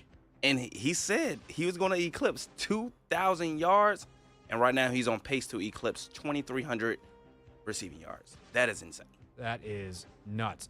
This is also the point where we stop our review around the NFL, and Anthony and I tell you about our fantasy teams in our show Fantasy League, because Tua Tagovailoa is my fantasy quarterback, and that's my reminder to do this every week. Anthony, I need CeeDee Lamb to score many points tonight. Not an outrageous number. I need him to score 18 tonight, and then I can win.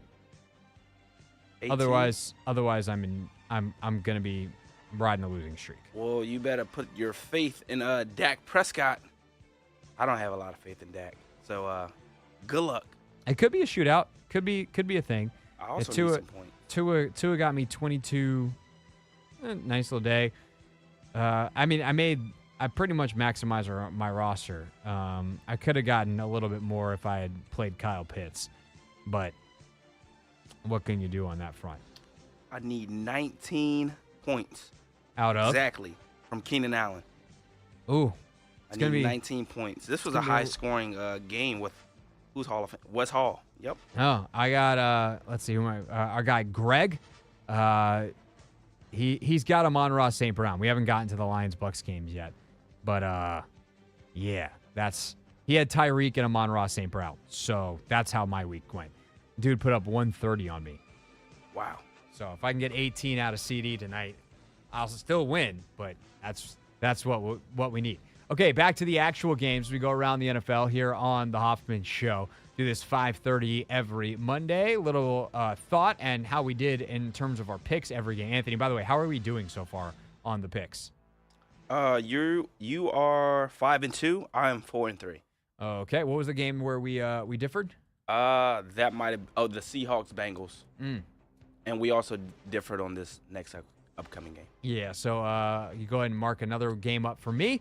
Yep. Jags and Colts. You were the one who said the Colts have not won in Jacksonville forever. Since 2014. Yep, and that is still true. 37-20. It seems like something clicked for Jacksonville while they were over in London, playing much better on the offensive side of things. Able to get, obviously, a ton of points there. The 37, although some of those. There was a pick six in this game, if I'm not mistaken, or at least some nice. I don't nice think field position setups because Gardner Minshew got picked 3 times. Yeah, no pick six, but he was. There was some nice easy short fields for Trevor Lawrence and company. I mean, he's a tighty, 20 of 30, 181, 2 touchdowns, 1 pick. Minshew throws for 329, but picked off 3 times. Etienne, 18 for 55, gets in the end zone twice. Just not needed to be like a monster yardage day from Jacksonville because they got some short fields, they get the turnovers, they take advantage, and even though they run less plays for fewer yards, they get in the end zone and they put up 37 points in a win. Yeah, first game, the running backs couldn't hold onto the ball, and this game, the quarterback was just gifting the Jags defense with everything. Fumble recovery, interception, it didn't matter what it was. But yeah, when your defense can play like that, and the thing is, the Jaguars defense, they've been turning teams over left and right. So if they can continue to, to take away the ball, then they'll be, they'll take the load off of Trevor Lawrence and company. And he's dealing with a knee injury. Each week something. I missed that. As I was right as the 1 o'clock window. Yeah, it was like the last play he was on the field. He tweaked something in his knee. Yeah, said Lawrence is day-to-day with a left knee injury, but wouldn't elaborate on the specifics of the injury. Yeah. They play Thursday night, too, so that's coming around quick. Yeah, I actually watched the end of the Commanders game in this chair. Oh, yeah, I did. I seen your feet up. Yeah, because I was then headed to Audi Field, and I don't want to talk about what happened at Audi Field yesterday. Saints and Texans, man, how about what D'Amico's doing down there in Houston? They're 3-3. Derek Carr throws for 353 in the loss, but C.J. Stroud finally throws his first pick, but they're able to do enough. This defense comes up with some big plays. They get a pick on Carr. CJ throws for 199 and 2 touchdowns. Like, they rush the ball effectively enough, 120 as a team. Like, they do enough to win, and this defense is cooking, man. Like, I'm not going to say, like, I like Houston anytime soon, but okay, damn, again, if they get... This is a status bar. Is that you or is that me? That was you? Yeah, it was one of my computers. If it's an autoplay, bro, that's not a fine on you. It was an ESPN auto fine. I mean, unless that's something where you should have known better. No, I was on ESPN. I was going down the games as well. Oh, okay. That's not a fine. That's a system malfunction. Yeah. Point is, they got Arizona's pick this year, or no? Arizona has their pick. That's what it is. Oh yeah, because they traded. So and everyone thought that was going to be like such a terrible, like, oh my God, is Arizona going to have the top 2 picks because Houston's going to stink? No, they're not. They're not. Chicago might. Yep. Because they got Carolina's pick. Good gracious. But yeah, that's crazy. Speaking of crazy, the New England Patriots are 1-5. Mac Jones stinks. He's really, really bad, man. And I don't know, maybe Belichick's just like, hey, look, Robert, I know this is not what you probably wanted out of this season, but I don't know if you've heard, the quarterback class is very, very good this year, so we should probably just stick with Mac for right now. And people are going to get really mad, but they'll be happy if we get Caleb at the end of the year, so just trust me on this. Okay, thanks.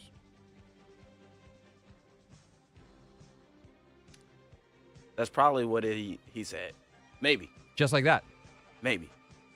I hope they don't try to trade for Kirk. I don't think he's going to be Kirk enough. kind of shut that down this weekend. Good, because I don't think he'd be enough to salvage this season. Diana Rossini from The Athletic was like, everyone can stop talking about Kirk Cousins trade. Like, Kirk is not waiving his no trade clause. He's got his kids in school.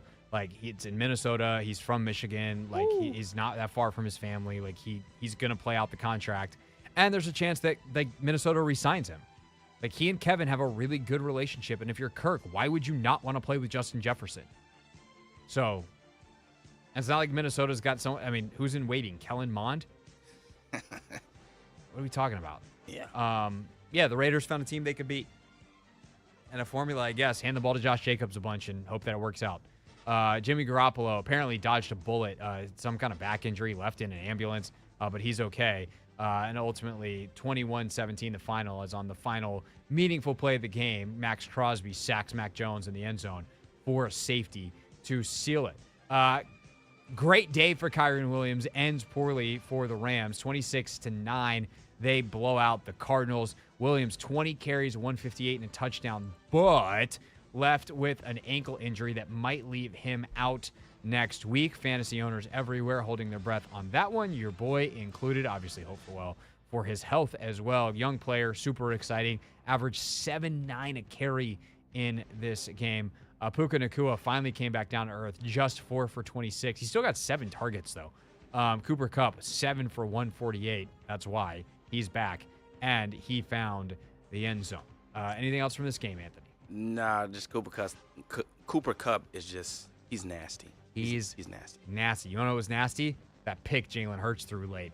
Ooh, 20-14 Jets. Eagles had a lead and the ball late. They could basically almost run out the clock. They needed one more first down. They put the ball in Jalen Hurts' hands, and he throws his 3rd pick of the game. Zach Wilson then leads the Jets down the field, and they are able to get the points they need. 20-14 is the final score, and the 72 Dolphins can pop their perennial champagne, as there will not be an undefeated team in the NFL this year. That was a terrible game by the Eagles. The thing is, and we're asking what's wrong with Jahan Dotson here in D.C. What's wrong with Devontae Smith? I don't know. He looked fine against the Commanders. Yeah, he did. Yeah, he did. I don't know what outside of the Commanders game. I don't know what he's been doing. So hopefully they can get him on track. Yeah, man, it's been a weird year. And it's interesting. I think I mentioned this last week. Like Travis and Jason Kelsey both talking about their teams on new heights, the two defending conference champions, and they're just like, we can't score touchdowns right now. Like both defenses are playing well. The Eagles defense has played pretty well. Chiefs defense is playing lights out. Mm-hmm. And Mahomes and Kelsey are doing enough to make it work, but they're not really playing well. And the Eagles offense, like Jalen looks like the guy he was 2 years ago, not the borderline MVP that he was last year, best player in the Super Bowl last year. And who knows, maybe it's just adjusting new coordinator. Maybe he had, Cam Newton was a little bit like this. I'm not saying Jalen and Cam are the same player, but like Cam was like, actually, I don't know. Cam was better than I think the years that Jalen has had leading up to the MVP year. But that 2015 year was like by far and away Cam Newton's best year of football. And then he went back to the guy he had been before. Now, Cam had some 4,000 passing yard seasons. Like he threw for 4,000 as a rookie. But sometimes that's how it is like you just catch a hot streak for a year. And like if you're a really good player and you catch a hot streak, you become great and you can win an MVP and like all that stuff. And what if Jalen Hurts just signed this contract for the Eagles and he's just pretty good? I guess we're going to find out. He's still young. I would not bet against Jalen Hurts. He just has all the right mental makeup. He's such a good thrower. Like he's accurate, all that kind of stuff. But the decision-making sometimes goes a little sideways, and that's what happened yesterday. 3 picks. Yikes, man.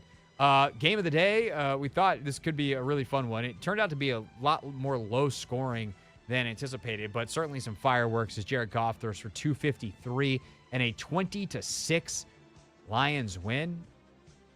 Amon-Ra St. Brown, 12 catches, 124 at a touchdown. That dude is so freaking good.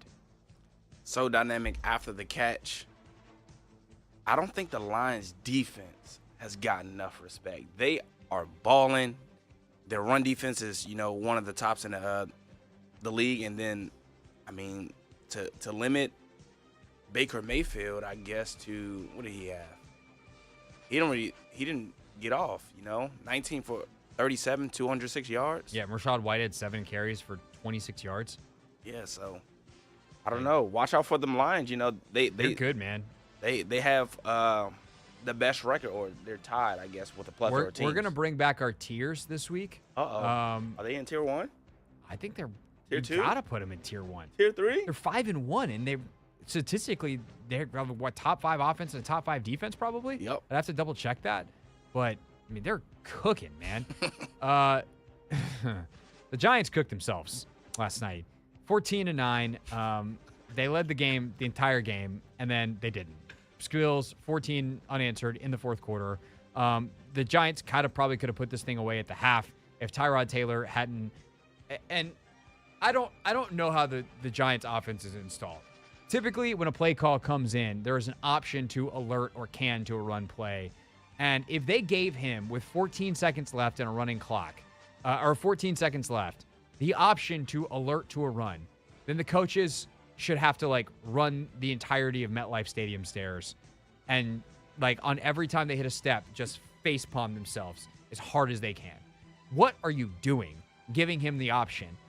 And if it's just something that Tyrod called on his own, he doesn't get to play for you anymore. It is the silliest mistake that I've seen from especially a quarterback who should know, which any quarterback should know better, but a veteran quarterback at the end of a half since Kirky Cousins against the Eagles. Remember that one? Yep. Yeah. You want to know who did halftime on the Washington radio network that day and had to follow that? That'd be me. Wow. That'd be me in 2015. Yeah. I just went, I have no idea what just happened. We'll try to get more information. That was weird. We'll be back after this. If it worked, would anyone be upset? No, but if you do it, it has to work. It has to work. But here's the thing. If you want to run it in, you call a pass play first, and then when there's 6 seconds left or 3 seconds left, and you're not going to have a chance to run another play, that's when you run. Yeah. because everything's on the table because the clock doesn't matter. To run it with 14 is just mind-blowingly stupid. Yeah. And thus the Giants cost themselves a potential victory. Certainly some points, at least a field goal. So yeah, that's rough. We'll see how they bounce back. Saquon 24 for 93. Diggs had 10 for 100. And we'll see if Daniel Jones is back to face the Commanders coming up this weekend. All right, that is it for our journey around the NFL. Picks for tonight, Anthony. We're both on the Chargers, right? We both are on the Chargers. We staying there? Do I want to stay here? Now's your shot, and we're up against the break, so you got to make. I'm going to stay with the Chargers. Okay, flip me to the Cowboys. All right, when we get back. All right, yeah. All right, I'm taking you. I'm taking the Cowboys. Okay, are you coming with me? No. Okay. What's all right? We get back. I'll have Anthony count the records in the break because we really do got to hit the break. And then we will review our pick 6. Take a look at the 6 players that we thought needed to perform well for a Commanders victory. How did they do? We will evaluate next on the Hoffman Show on the Team 980 and always live on the free Odyssey app.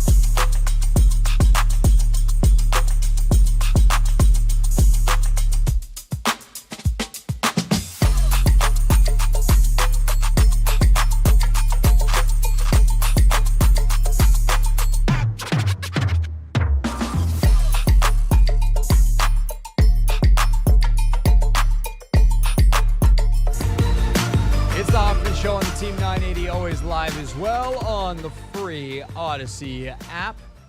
We are streaming live on YouTube as well at the Team 980. We still have the music apparently going from the last segment. We're going to turn that off. But it's a good reminder, Anthony. How did we wind up on the picks? From the 6. No, not those. Not those. How did we? Sorry. On our game picks. You did. You jumped the gun. That's a false start.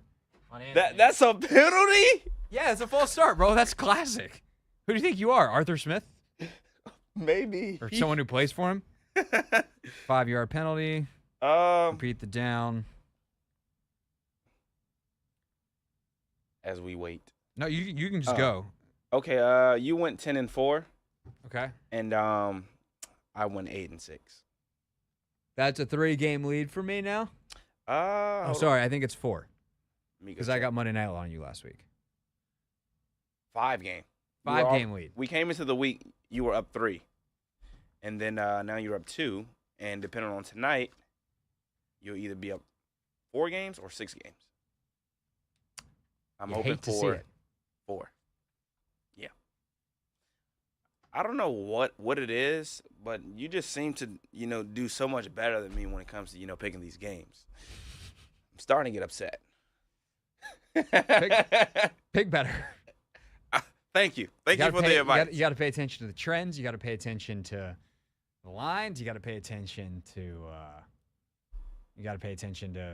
who's good. I don't know. You're just good at it, huh? Just got a gift, I guess. Okay. Got a gift. Yeah. That's why my name's on the show. Yes. Because I pick stuff. Yes.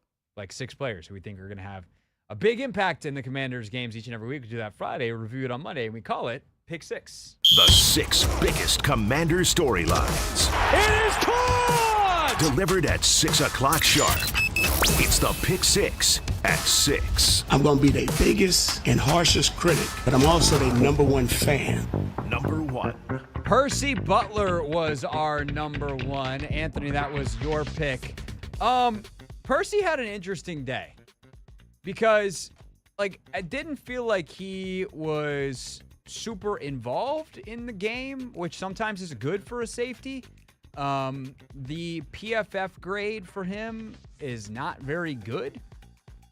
He was kind of around the ball a couple of times where you're like, well, if that ball was better thrown, could he have made a play? But Percy, he's a 49 grade by PFF standard, 66 against the run, 79 tackling grade. He has a 48 in coverage. But against a team like Atlanta, pretty good day. There's a couple times where he comes down, fills, makes gaps. He's around the ball. He's in the picture a lot at the end of the plays. He played 100% of the snaps. He's going to be your starting safety. Hopefully he continues to get better. He's probably going to give up a couple plays here and there, but largely I think Percy Butler was fine yesterday. Yeah, I think he was all right. There is one play in the game where they do they take a shot with Van Jefferson. And I think we're in man defense, cover 1 it looked like, because he was single high. Yep. And he gets behind, I forgot who the corner, I think the corner was Kendall. I think so too. And then, Percy, for some reason, he just gets out of his back pedal too late, and Van is all the way behind him. But luckily for us, ball a little bit too far. Yeah, I do wonder how much, that ball's got to be perfect from Desmond Ridder to get over Kendall and Percy. The angle that those two are coming at, that ball's got to be so lofted up over them that the chances to drop that ball in, especially to a guy that's like Van Jefferson, he's a fine NFL receiver, but it's not like he's Jamar Chase or prime Randy Moss that is going to go up and high point the football, twisting and turning and, doing all that stuff. The chances that ball could drop in the bucket over the two of them, not great, but he's not in great position either. So that is one where definitely a better throw beats him.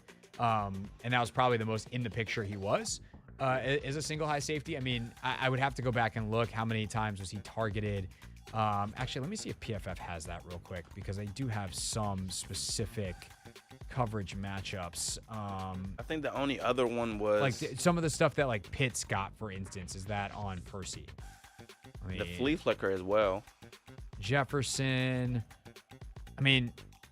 They give him a 48 grade. He's only the primary coverage guy, the one on Jefferson and then another one later in the game, and he gives up no receptions. So, and one of them's a drop by Hodge. So, that drags your grade down, but we're talking about 2 plays. Yeah. Overall, over the top of the defense, like, he's fine. Yeah. And he's very good in run support. That's what I care about. Yeah. Percy Butler, good job yesterday. Number 2. John Allen. I thought John was really good yesterday. Maybe not great, but way better than he has been. He made some big plays. PFF doesn't grade him out great. He's got like a 63. He's in the yellow, 54 against the run. He misses a tackle or two, but overall, like, he helps slow things up. I think he and Chase were, they're still working on things. But he made impact plays, and like, that's what you're paying John Allen all that money for, is like, when the going gets tough, is he a guy that on a 3rd and 1 can just be like, nope, come here, down you go. And he had a couple of those. So he was way more active, way more involved. And now I think the big question is, can you find a much better cohesion between he and Chase Young to get the pressures back up, to get some sacks, not just for Chase, but for the both of them. Chase yesterday had a team-leading 4 pressures again, 4 hurries technically.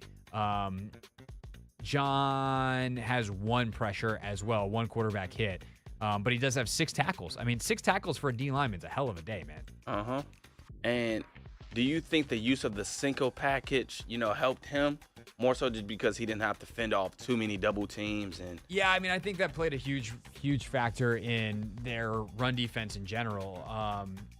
They used that, assuming that's when Ridgeway's only snaps came in that. Yeah. Ridgeway played 33 snaps, man. Yeah, they played a lot of Cinco.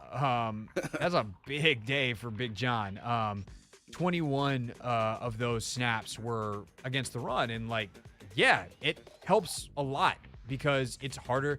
One, it messes up your angles. And it's kind of this cat and mouse game, because when you have a fullback, it adds a gap to the play side, right? Yep. Like, you got to figure out, where's this fullback going, and then how do we fit the run based off where the fullback goes? Well, there's kind of the counter to that. Like a Cinco package is almost like putting in a fullback for your defense. It messes up the gap assignments, because if I go to the A gap, I got this guy and I can push him out. And it's like, there's an extra guy. What do we do with the extra guy? And John, I think, benefits from that, of not having some of the double team pressure, or depending on the run, like especially the inside stuff, you just can't double him. So from when they do pass and they're in Cinco, you get one-on-ones. When you don't and there's run, it's more freedom, and that's how you get the productivity of a 6 tackle day from a defensive tackle. So yeah, I definitely think that it mattered. Number 3. Cam Curl had the huge 4th and 3 PBU on Bijan. Had a couple on Drake London. Like, Cam was Cam yesterday. Played all 83 snaps. Grades out at a nice green 66.4. He's got a ton of tackles. PFF has him with 8. I think the official stats had him with 11. 86 tackling grade, so good angles, doesn't miss. He's just a good football player, man. And did Kyle Pitts get some stuff on him? Sure. But at the end of the day, Kyle Pitts is a freakish athlete. They don't give up. They give up the 1 touchdown to Pitts, obviously, early. But I don't think that was Cam. No, it wasn't. Play. It was Danny and St. Juste. Which that's gonna be a weird one to watch on film. I'm excited to go back and look at that and figure out what the hell happened. But Cam was good. And he was important. There were no blown coverages yesterday. Drake London made some plays, but there was no blown, flat out missed assignments. I guess the one that Pitts had, where it looks like he beats Jamin. Jamin doesn't really play it with great leverage, but I'm also not entirely sure that was Jamin's fault. But largely there's no bust with these young guys in there, and Cam and with Quan and obviously Danny in there as a veteran, but hasn't been in there as much. Percy next to him, he kept the defense together. Yeah, definitely a huge day for Cam. But this is the Cam we've been wanting to see all season long, just being able to make plays. You said he had an 86 tackling grade, not missing tackles. And then also just making huge plays. That 4th and 3 was definitely a huge one.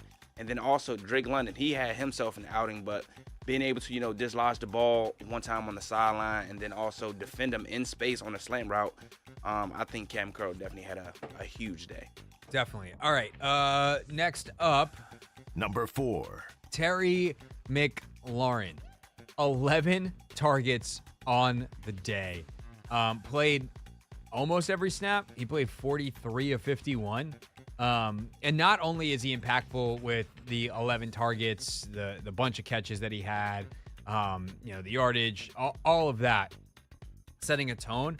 On the B-Rob touchdown, he's out in front blocking. He lets the guy go in time to get out of the way so B-Rob can stick his helmet through the guy's chest. Mm-hmm. That was a fun little trick. But 6 for 81, averages 13.5 a carry, a 13.5 a catch, and his long was 22. So, a lot of those are, between, let's say, 10 and 22 yards. He's getting chunks consistently because he's so hard to bring down. The first play of the game, yeah, they're able to run him short. But most of the game, catch one, slip a tackle, and up the field he goes. It's just, to me, getting him involved is emotionally important for the team, and he was great yesterday in that way. Would you love to see him over the top? Yeah, but getting him the ball, period, is really important, and you see it with how that offense produced yesterday. Yeah, EB definitely did a great job, just scheming them open. Also, Sam Howell talked about it in the post-game presser yesterday about how the first 15 plays they knew they were probably going to play man. And, Terry, he showed his ability to be able to win quick. And that's why I think we've seen him so active in the first half of the game. Second half, I definitely would love to see him a little bit more involved and also being able to still win. But they're still, learning each other and, still getting acclimated to one another. Definitely. All right. Number 5. Sam Cosmi. Mixed bag, I think, yesterday for the interior offensive line. Cosmi grades out really well. Pass block 75.7 grade for from PFF. He and Sadiq both actually finished that exact same grade. I'm guessing that must have divided out easily amongst the 51 snaps, whatever that number is. But a 75.7, nice and green, solid day. Doesn't really give up. There was basically no quick pressures yesterday. They did a good job in blitz pickup. All the sacks pretty much come when Sam holds the ball too long. And Cosmi, I think, is the guy who gives it up. The Calais Campbell 100th sack of his career. But, it's 4 seconds into the play. What do you want? That said, they really couldn't run it inside. And that is starting to become an issue. How can they get an inside run game going? And whether that's doing more from under center, whether that's just getting the gun run stuff targeted better, that's a Logan question, not a me question, or at least not a me question at this time. I'd have to look at the tape and have a guess, but I trust Logan on that more than I trust me anyway. But kind of a mixed bag. But if you're gonna have a mixed bag, I'd rather have that kind of mixed bag.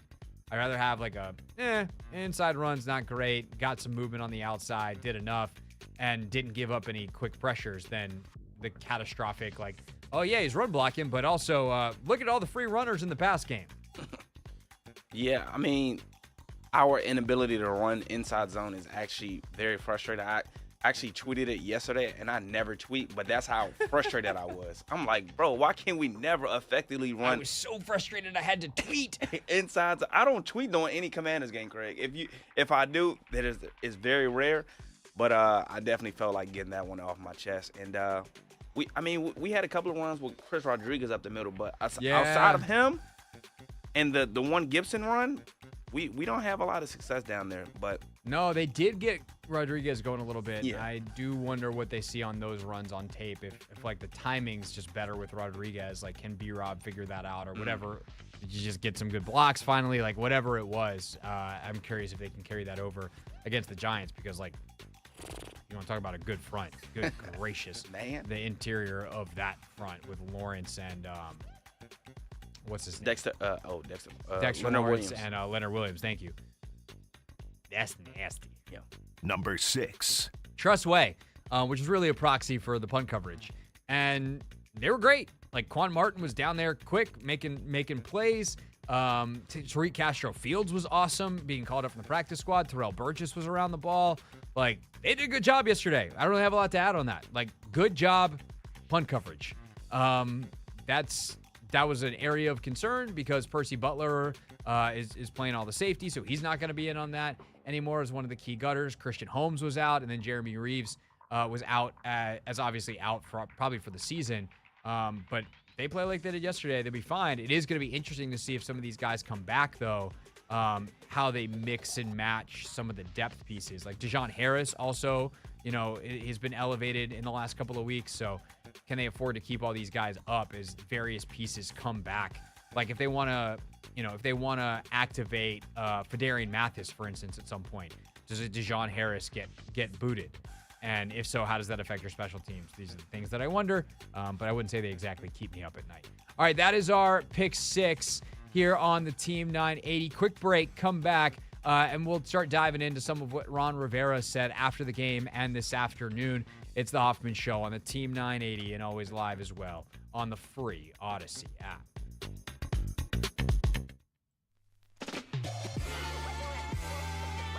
One other thing you mentioned on the positive side for Washington is the physicality of the defensive line. Yeah. They have ultimately 5 sacks in the game.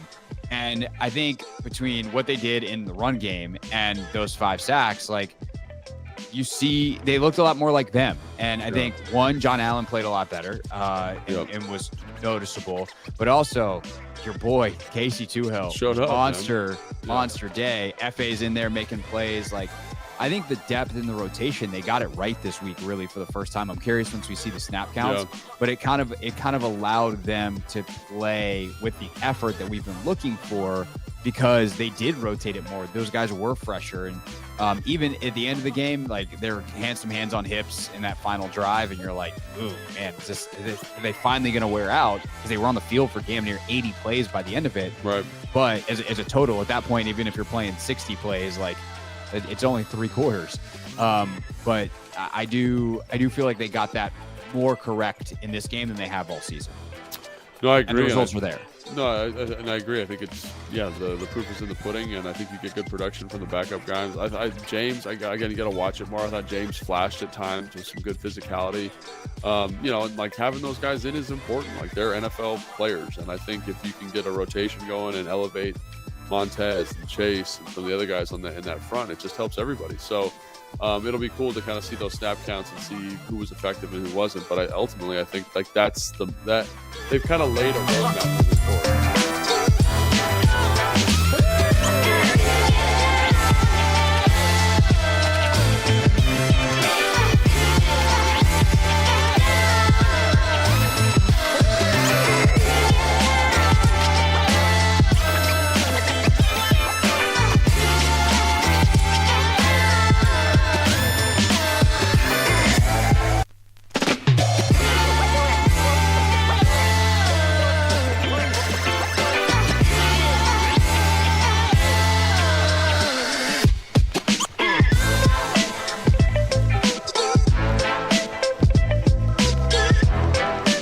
Be an elite team. Like, look at the Kansas City Chiefs, and they got to have it. That offense, like, they are excellent at chewing clock, managing the game from an offensive perspective, and I think that's where I would say this outing from the Commanders falls a little short. Not that anybody played poorly, I think that's an important thing to note too. Is like overall, I think if you were to go through and be like, that's pretty good, that's pretty good, that's pretty good, and you go down the list, but ultimately, like, there's a reason you're going 3 and out, 5 and out in the second half. And I think when we have the all 22, we'll be able to touch on that a little bit more.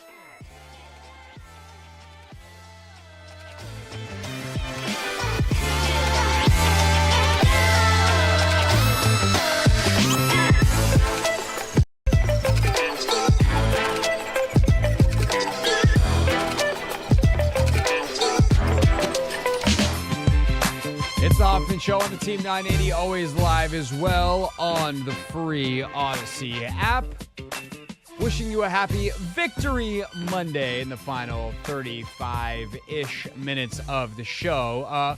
Let's get to more from Ron Rivera in just a few minutes, but in our quick segment here, I wanted to play this from last night after the game. obviously much to celebrate. It is a victory Monday, and that was a win.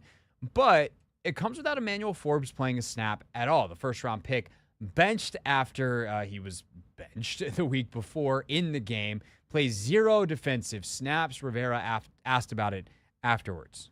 I think in looking at it, it's probably an opportunity for him to get a little reset. Kind of watch, see how things happen, see how things go. And, hopefully it's something that he'll learn from, he'll take as a positive and grow from it. Hopefully that's correct. I'm hesitant at this point right now to go nuclear or even go that hard on Rivera or Del Rio for that matter when it comes to managing a young first-round pick, because they, in terms of like benching him or public criticism or anything like that, because the last guy they did this to was Jamin, and Jamin's turned his career around ever since. He's just consistently gotten better since the point that Jack Del Rio called him out last year. Why did they let him get to the point that he was being called out? The timeline of it all relative to being a first-round pick, like all that stuff, like that's a different conversation. But the actual public criticism or kind of the public shaming, if you will, kind of worked. And if Ron sees Forbes and is like, this kid is a little out over his skis, I'm not going to second guess him at this point. But I really do hope that this is what it is because, Danny Johnson's great as a depth piece. Like John Keim and Nikki Javala on John's podcast, I thought had a really great phrase. It's like, Danny Johnson's the ultimate break glass in case of emergency. If you're in an emergency, Danny Johnson's your guy. He's going to be fine. But if he has to start for you for extended weeks, like he's probably going to get targeted. Now, granted, he's not starting right now. And I think if Kendall Fuller or Benjamin St-Juste, God forbid, got hurt, I would probably go back to Forbes over Danny, because the extended snap counts is where eventually teams are going to start to try to pick on Danny because he's a smaller guy and, he's proven that he can take it in large doses, but he's gotten better in his career.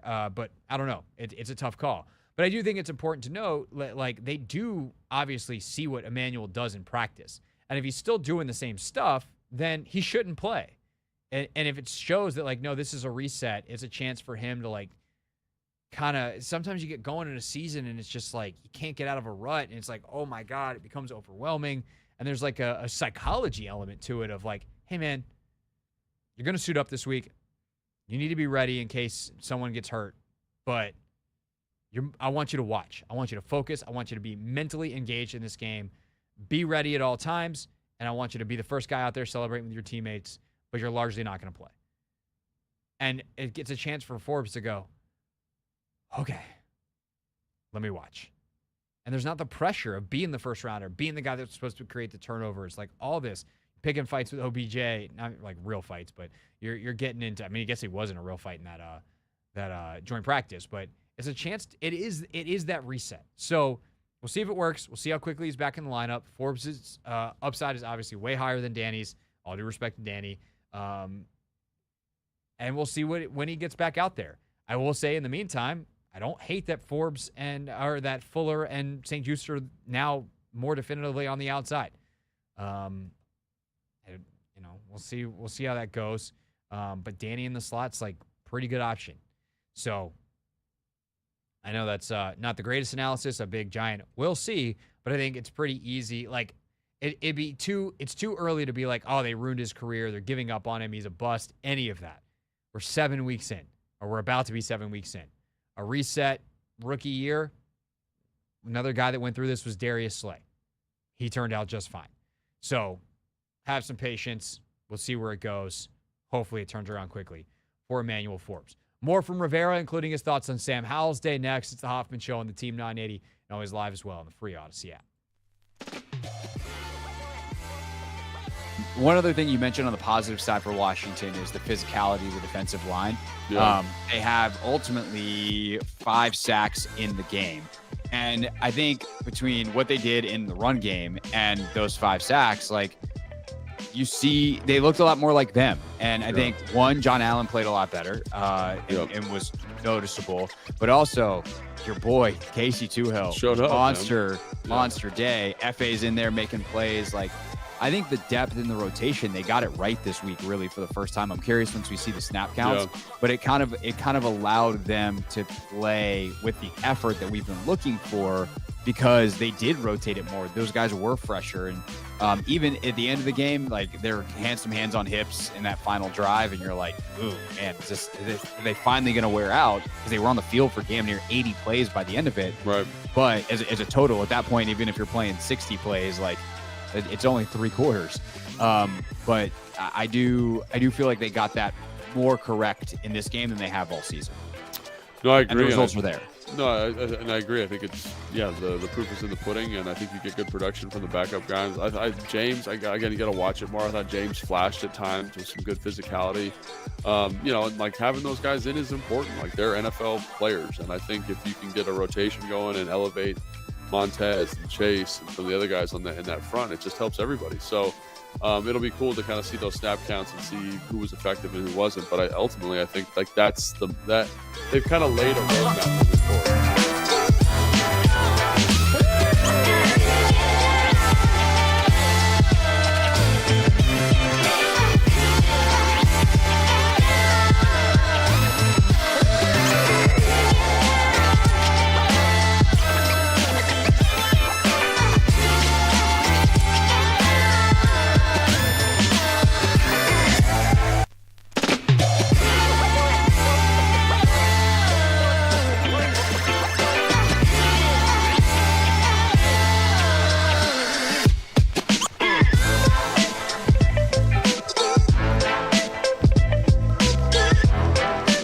Be an elite team. Like look at the Kansas City Chiefs, and they got to have it. That offense, like they are excellent at chewing clock, managing the game from an offensive perspective, and I think that's where I would say this outing from the Commanders falls a little short. Not that anybody played poorly, I think that's an important thing to note too. Is like overall, I think if you were to go through and be like, that's pretty good, that's pretty good, that's pretty good, and you go down the list, but ultimately, like, there's a reason you're going 3 and out, 5 and out in the second half. And I think when we have the all-22, we'll be able to touch on that a little bit more.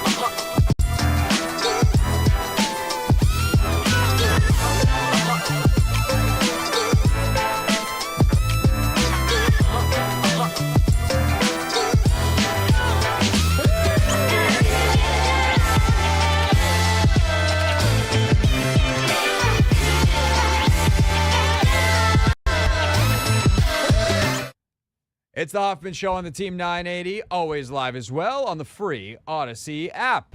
We're also streaming live on YouTube at the Team 980.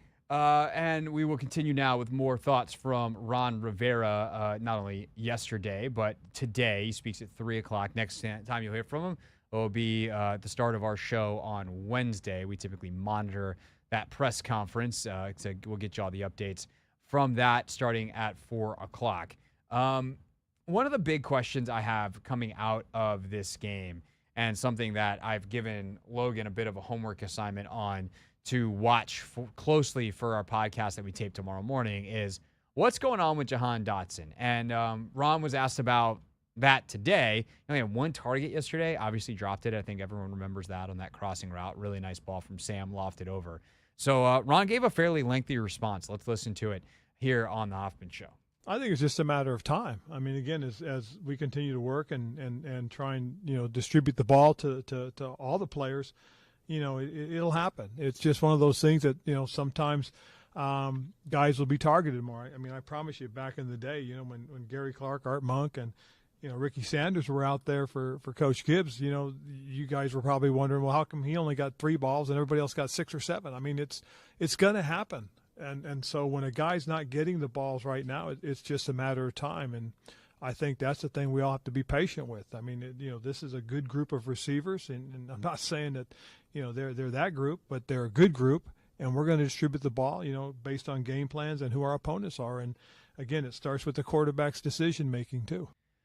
That's an unsatisfactory answer from Rivera in a lot of ways, but obviously it's also largely true. Like, those things can be true at once. Like, I do think there's things that Jahan could be doing. Like, Ron's going to protect his players, so like it's unsatisfactory, but I'm not saying he's not doing his job well there. Because it'd be pretty bad for him to come out and just be like, yeah, well, if Jahan could run a freaking route right, then we'd be in great shape. Like, that's not what you want really from your head coach, trashing a second-year player who hasn't been as involved as you would hope. That said, there also is a little bit of the only so many footballs to go around, and in a game specifically like yesterday, the Commanders' offense only runs 51 plays, like 50, 51, depending on whether you look at PFF or ESPN's number, which, by the way, Anthony, how are those different? Why do we got different snap counts from like official play sheets to, I guess some of them, maybe PFF includes penalty yardage, like penalty snaps, if you will? I couldn't tell you. I wish I had the answer. I couldn't. You're supposed to know these things. Come on. You're a professional radio producer. I ain't got the answer. I honestly don't know why. I think we should. I guess ESPN has their official stats person. Well, their ESPN's like box score is like attached to the official NFL one. So the official NFL play count from yesterday is 79. Well, that's what we go with. But PFF has 83 snaps. So I'm guessing that probably counts the snaps. No, I'm guessing it's probably the ones with penalties. Because like when there's a penalty, the play is negated. Like the play didn't count. Oh, yeah. But you need a way, if you're like a PFF and you're tracking production, to be like, oh, well, that should count. Like they might, as part of their pass, like if you're a receiver, your grade should go up for drawing a PI. And as a DB, like your grade should go down. So that would make sense. Yeah.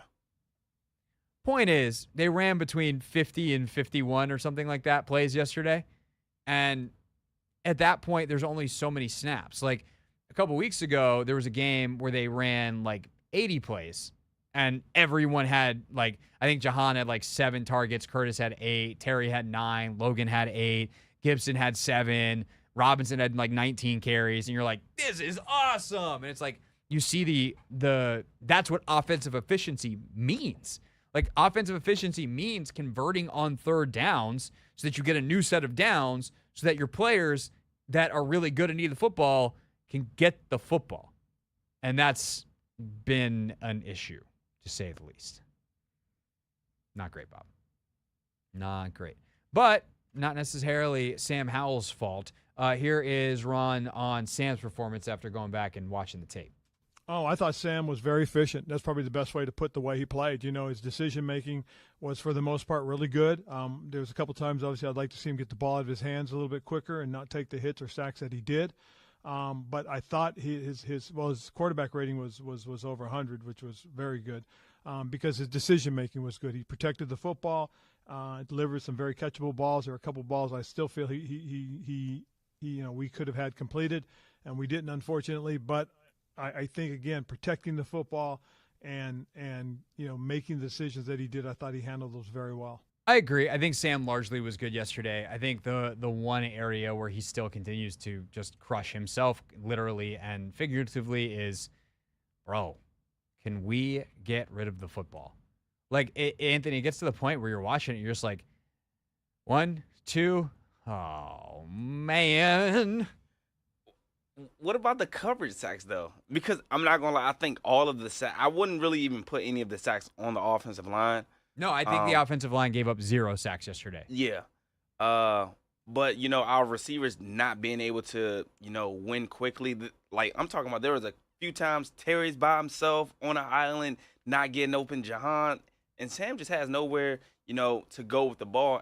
And it goes back to the point you mentioned early in the show, where Sam has to learn how to evade the pocket. But yeah, I think that's a skill that is hard because it's never the same, really. And like sometimes you have success. Like I think earlier in his career, which is weird to say because we're like 6.5 or 7, whatever we are, 7 games into it. Like he would try to escape the back of the pocket, and I think they were like, "Hey, man, this is not college. This is not high school. When you escape backwards, you're probably going to get sacked, and you're going to lose more yardage. So try to escape up in the pocket." And so he's like, "Okay, I got to escape up."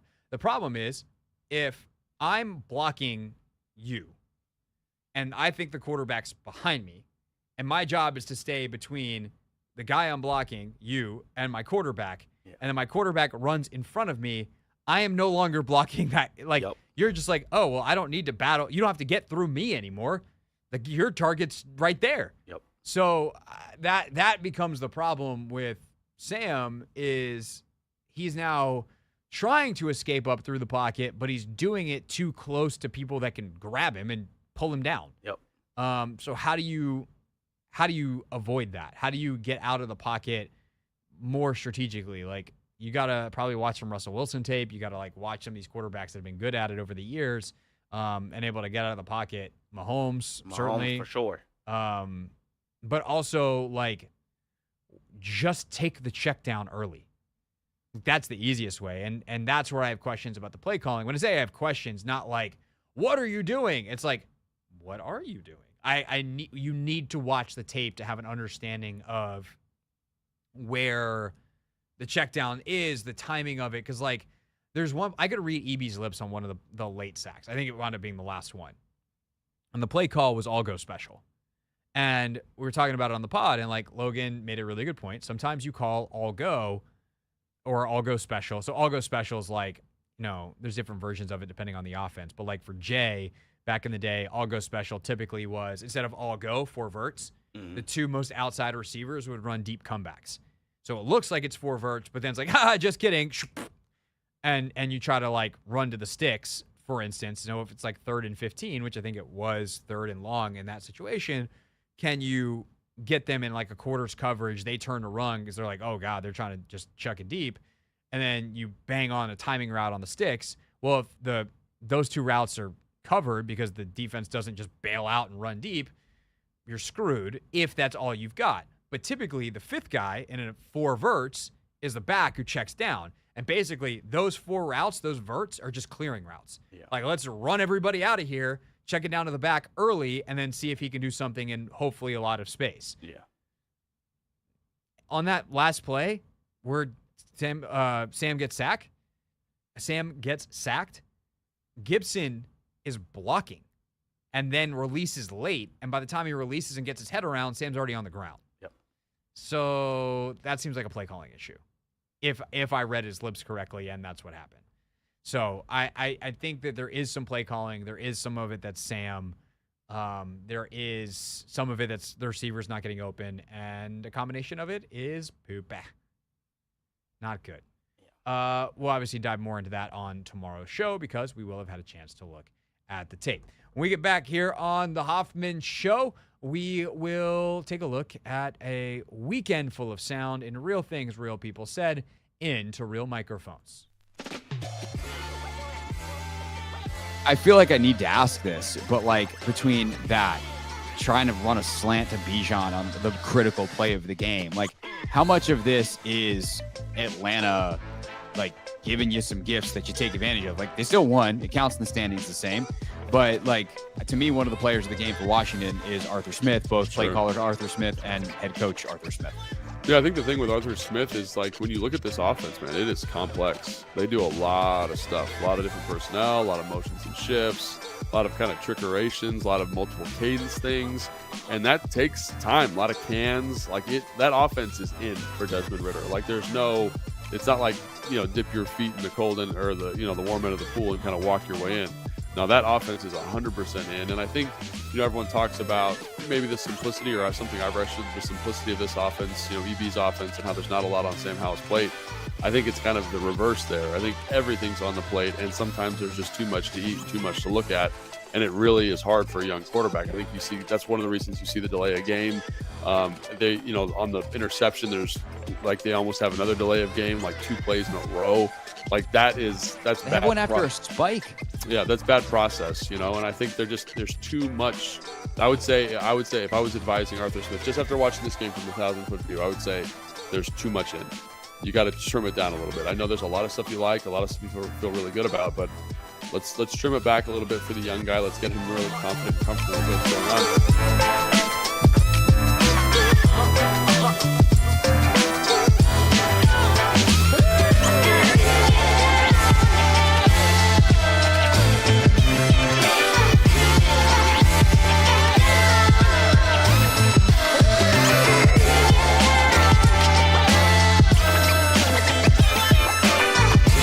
How many of the fumbles this year have happened Logan Thomas, Antonio Gibson, when guys are going second, third efforts offensively? I got a funny story about that. Want to hear a funny story? When do I not want to hear a funny story? In 2013, I had like the weirdest. Someone told me this, and I don't even know if this is true, but someone came to me in our stats department and said, "Hey, Logan, you have the most fumble recoveries from your own team of anybody in the division." I said, "That's a weird statistic," but it wasn't like I was trying to go out and recover all these fumbles. Like my mindset was just like, I'm not a good football player. Like I'm well aware of that. Like it was just play as hard as you can for as long as you can was really my philosophy. And so you're around the ball, you're blocking somebody, you're around the pile. I'm in the shot, and the ball pops down. It's like, oh, I'm just gonna jump on that because it's right there. And so it can lead to good things, very productive things. And I think I had four fumble recoveries that year, just being near the pile.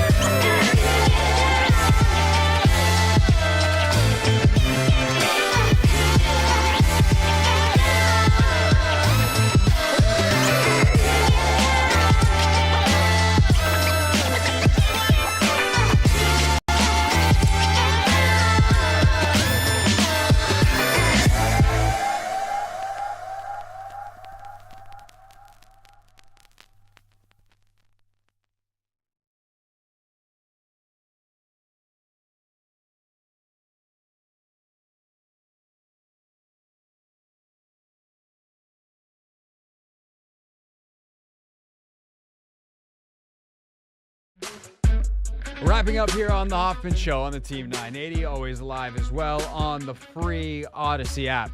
Anthony, I have bad news. Uh-oh. Have you been on Twitter in the last 30 seconds?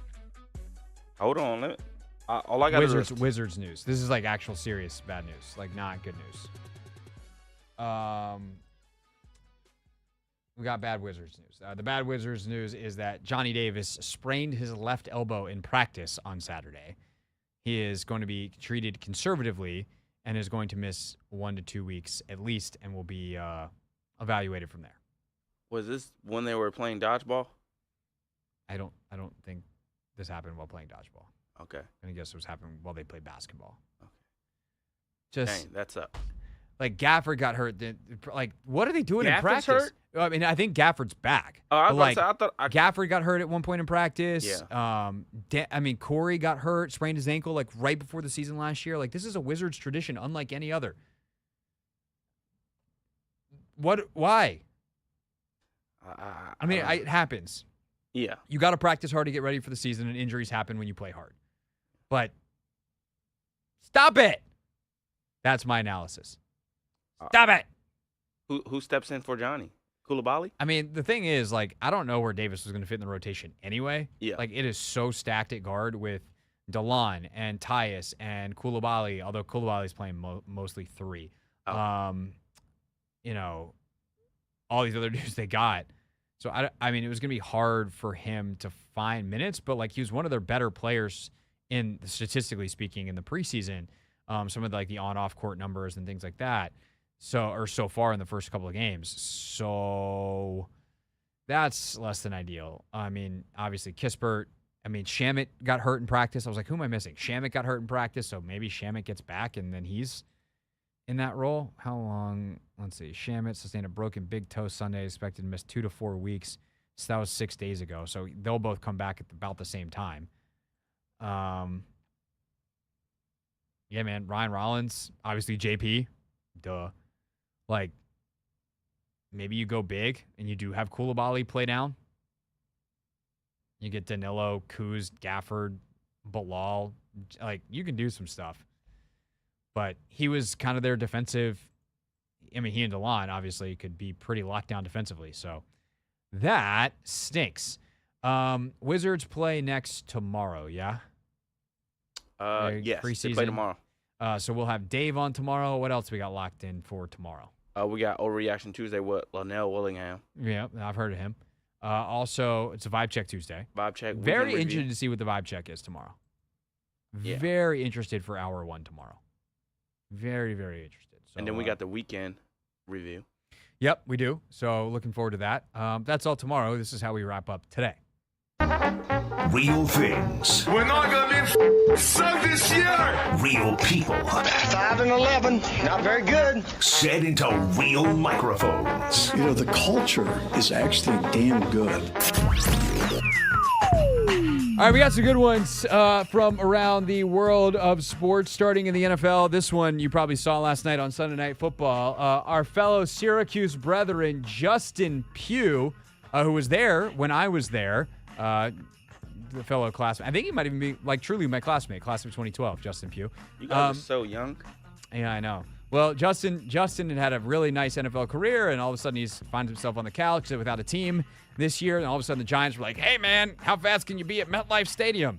And lo and behold, he started last night for the Giants, and here's how he introduced himself in the starting lineup. Justin Pugh, straight off the couch. Wow. Breaking T already has straight off the couch shirts, which is great. Justin Pugh, straight off the couch. That was lit. It's good. I mean, I hate that he doesn't say Syracuse because there's just not a ton of Syracuse guys, but we'll live with Justin Pugh, straight off the couch. Other NFL. Actually, I might save this Mike McDaniel bit for tomorrow. That's more less timeless. This one timely. Real Things Hall of Famer, the GOAT of Real Things, Kevin Harlan, the call as Panthers punter Johnny Hekker issues a headbutt. So he had something to say to Hekker, and then there's the shove. There's the push. Now wait, hold on, Yeah. it gets worse. Then the headbutt knocked him out. Oh, and the official goes, here comes the flag. Down goes Frazier. Kevin Harlan lives for those silly moments, and I live for him calling them. I couldn't believe the punter, Some punters and, like, some specialists. Johnny Hecker's he's a big boy. Yeah, that's a big dude. He's a big boy. leg. It wasn't like really that big of a, like, I don't even, there was a flag, but it wasn't like that headbutt had nothing on Zinedine Zidane. Yeah, You even get that reference? No. Old Zazu in the 1998 World Cup final. Was it 98 World Cup final? Might have been the 06 World Cup or the 04, 02, no, 06. He's one of the best players of all time, and in the World Cup final for France, he just like straight through a dude's chest. You need to look up Zinedine Zidane headbutt right now. Yeah, let me go. Maybe I do know what it is. Speaking of football, proper football, a DMV legend hung up her boots. Well, she was planning on hanging up her boots, and then the NWSL's decision day turned into chaos, and lo and behold, Gotham FC, first of all, I hope everyone that's watching on YouTube just saw Anthony's face when he watched the Zidane headbutt. God dang. Boom! Yeah, I hadn't seen that. Yeah. Oh my gosh. That's crazy. Anyway, That was we a got strike. to get to Creeks.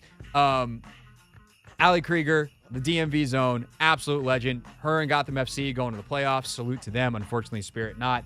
But they celebrated Allie yesterday, who's retiring after the season. Just an absolute legend of the sport, multiple-time World Cup winner. And she spoke to the crowd up in New York after the game. I took a risk when I was 23, and I didn't know what to expect. But I took a risk, and it led me to my dream job. So ultimately, don't be afraid to take that risk. Don't be afraid to make yourself uncomfortable, because when you make yourself uncomfortable, that's when you learn the most. I'm so happy I took that risk to be able to end my career here with each and every one of you. Congrats to Allie Krieger on a truly legendary career. Best of luck. I got some friends up in that Gotham organization, to them, since the Spirit aren't in it, in the playoffs. Would love to see Allie go out. Very deserving champion. Had the great pleasure of talking to her a bunch over the years. So salute Allie Krieger, and we'll see y'all tomorrow here on The Hoffman Show.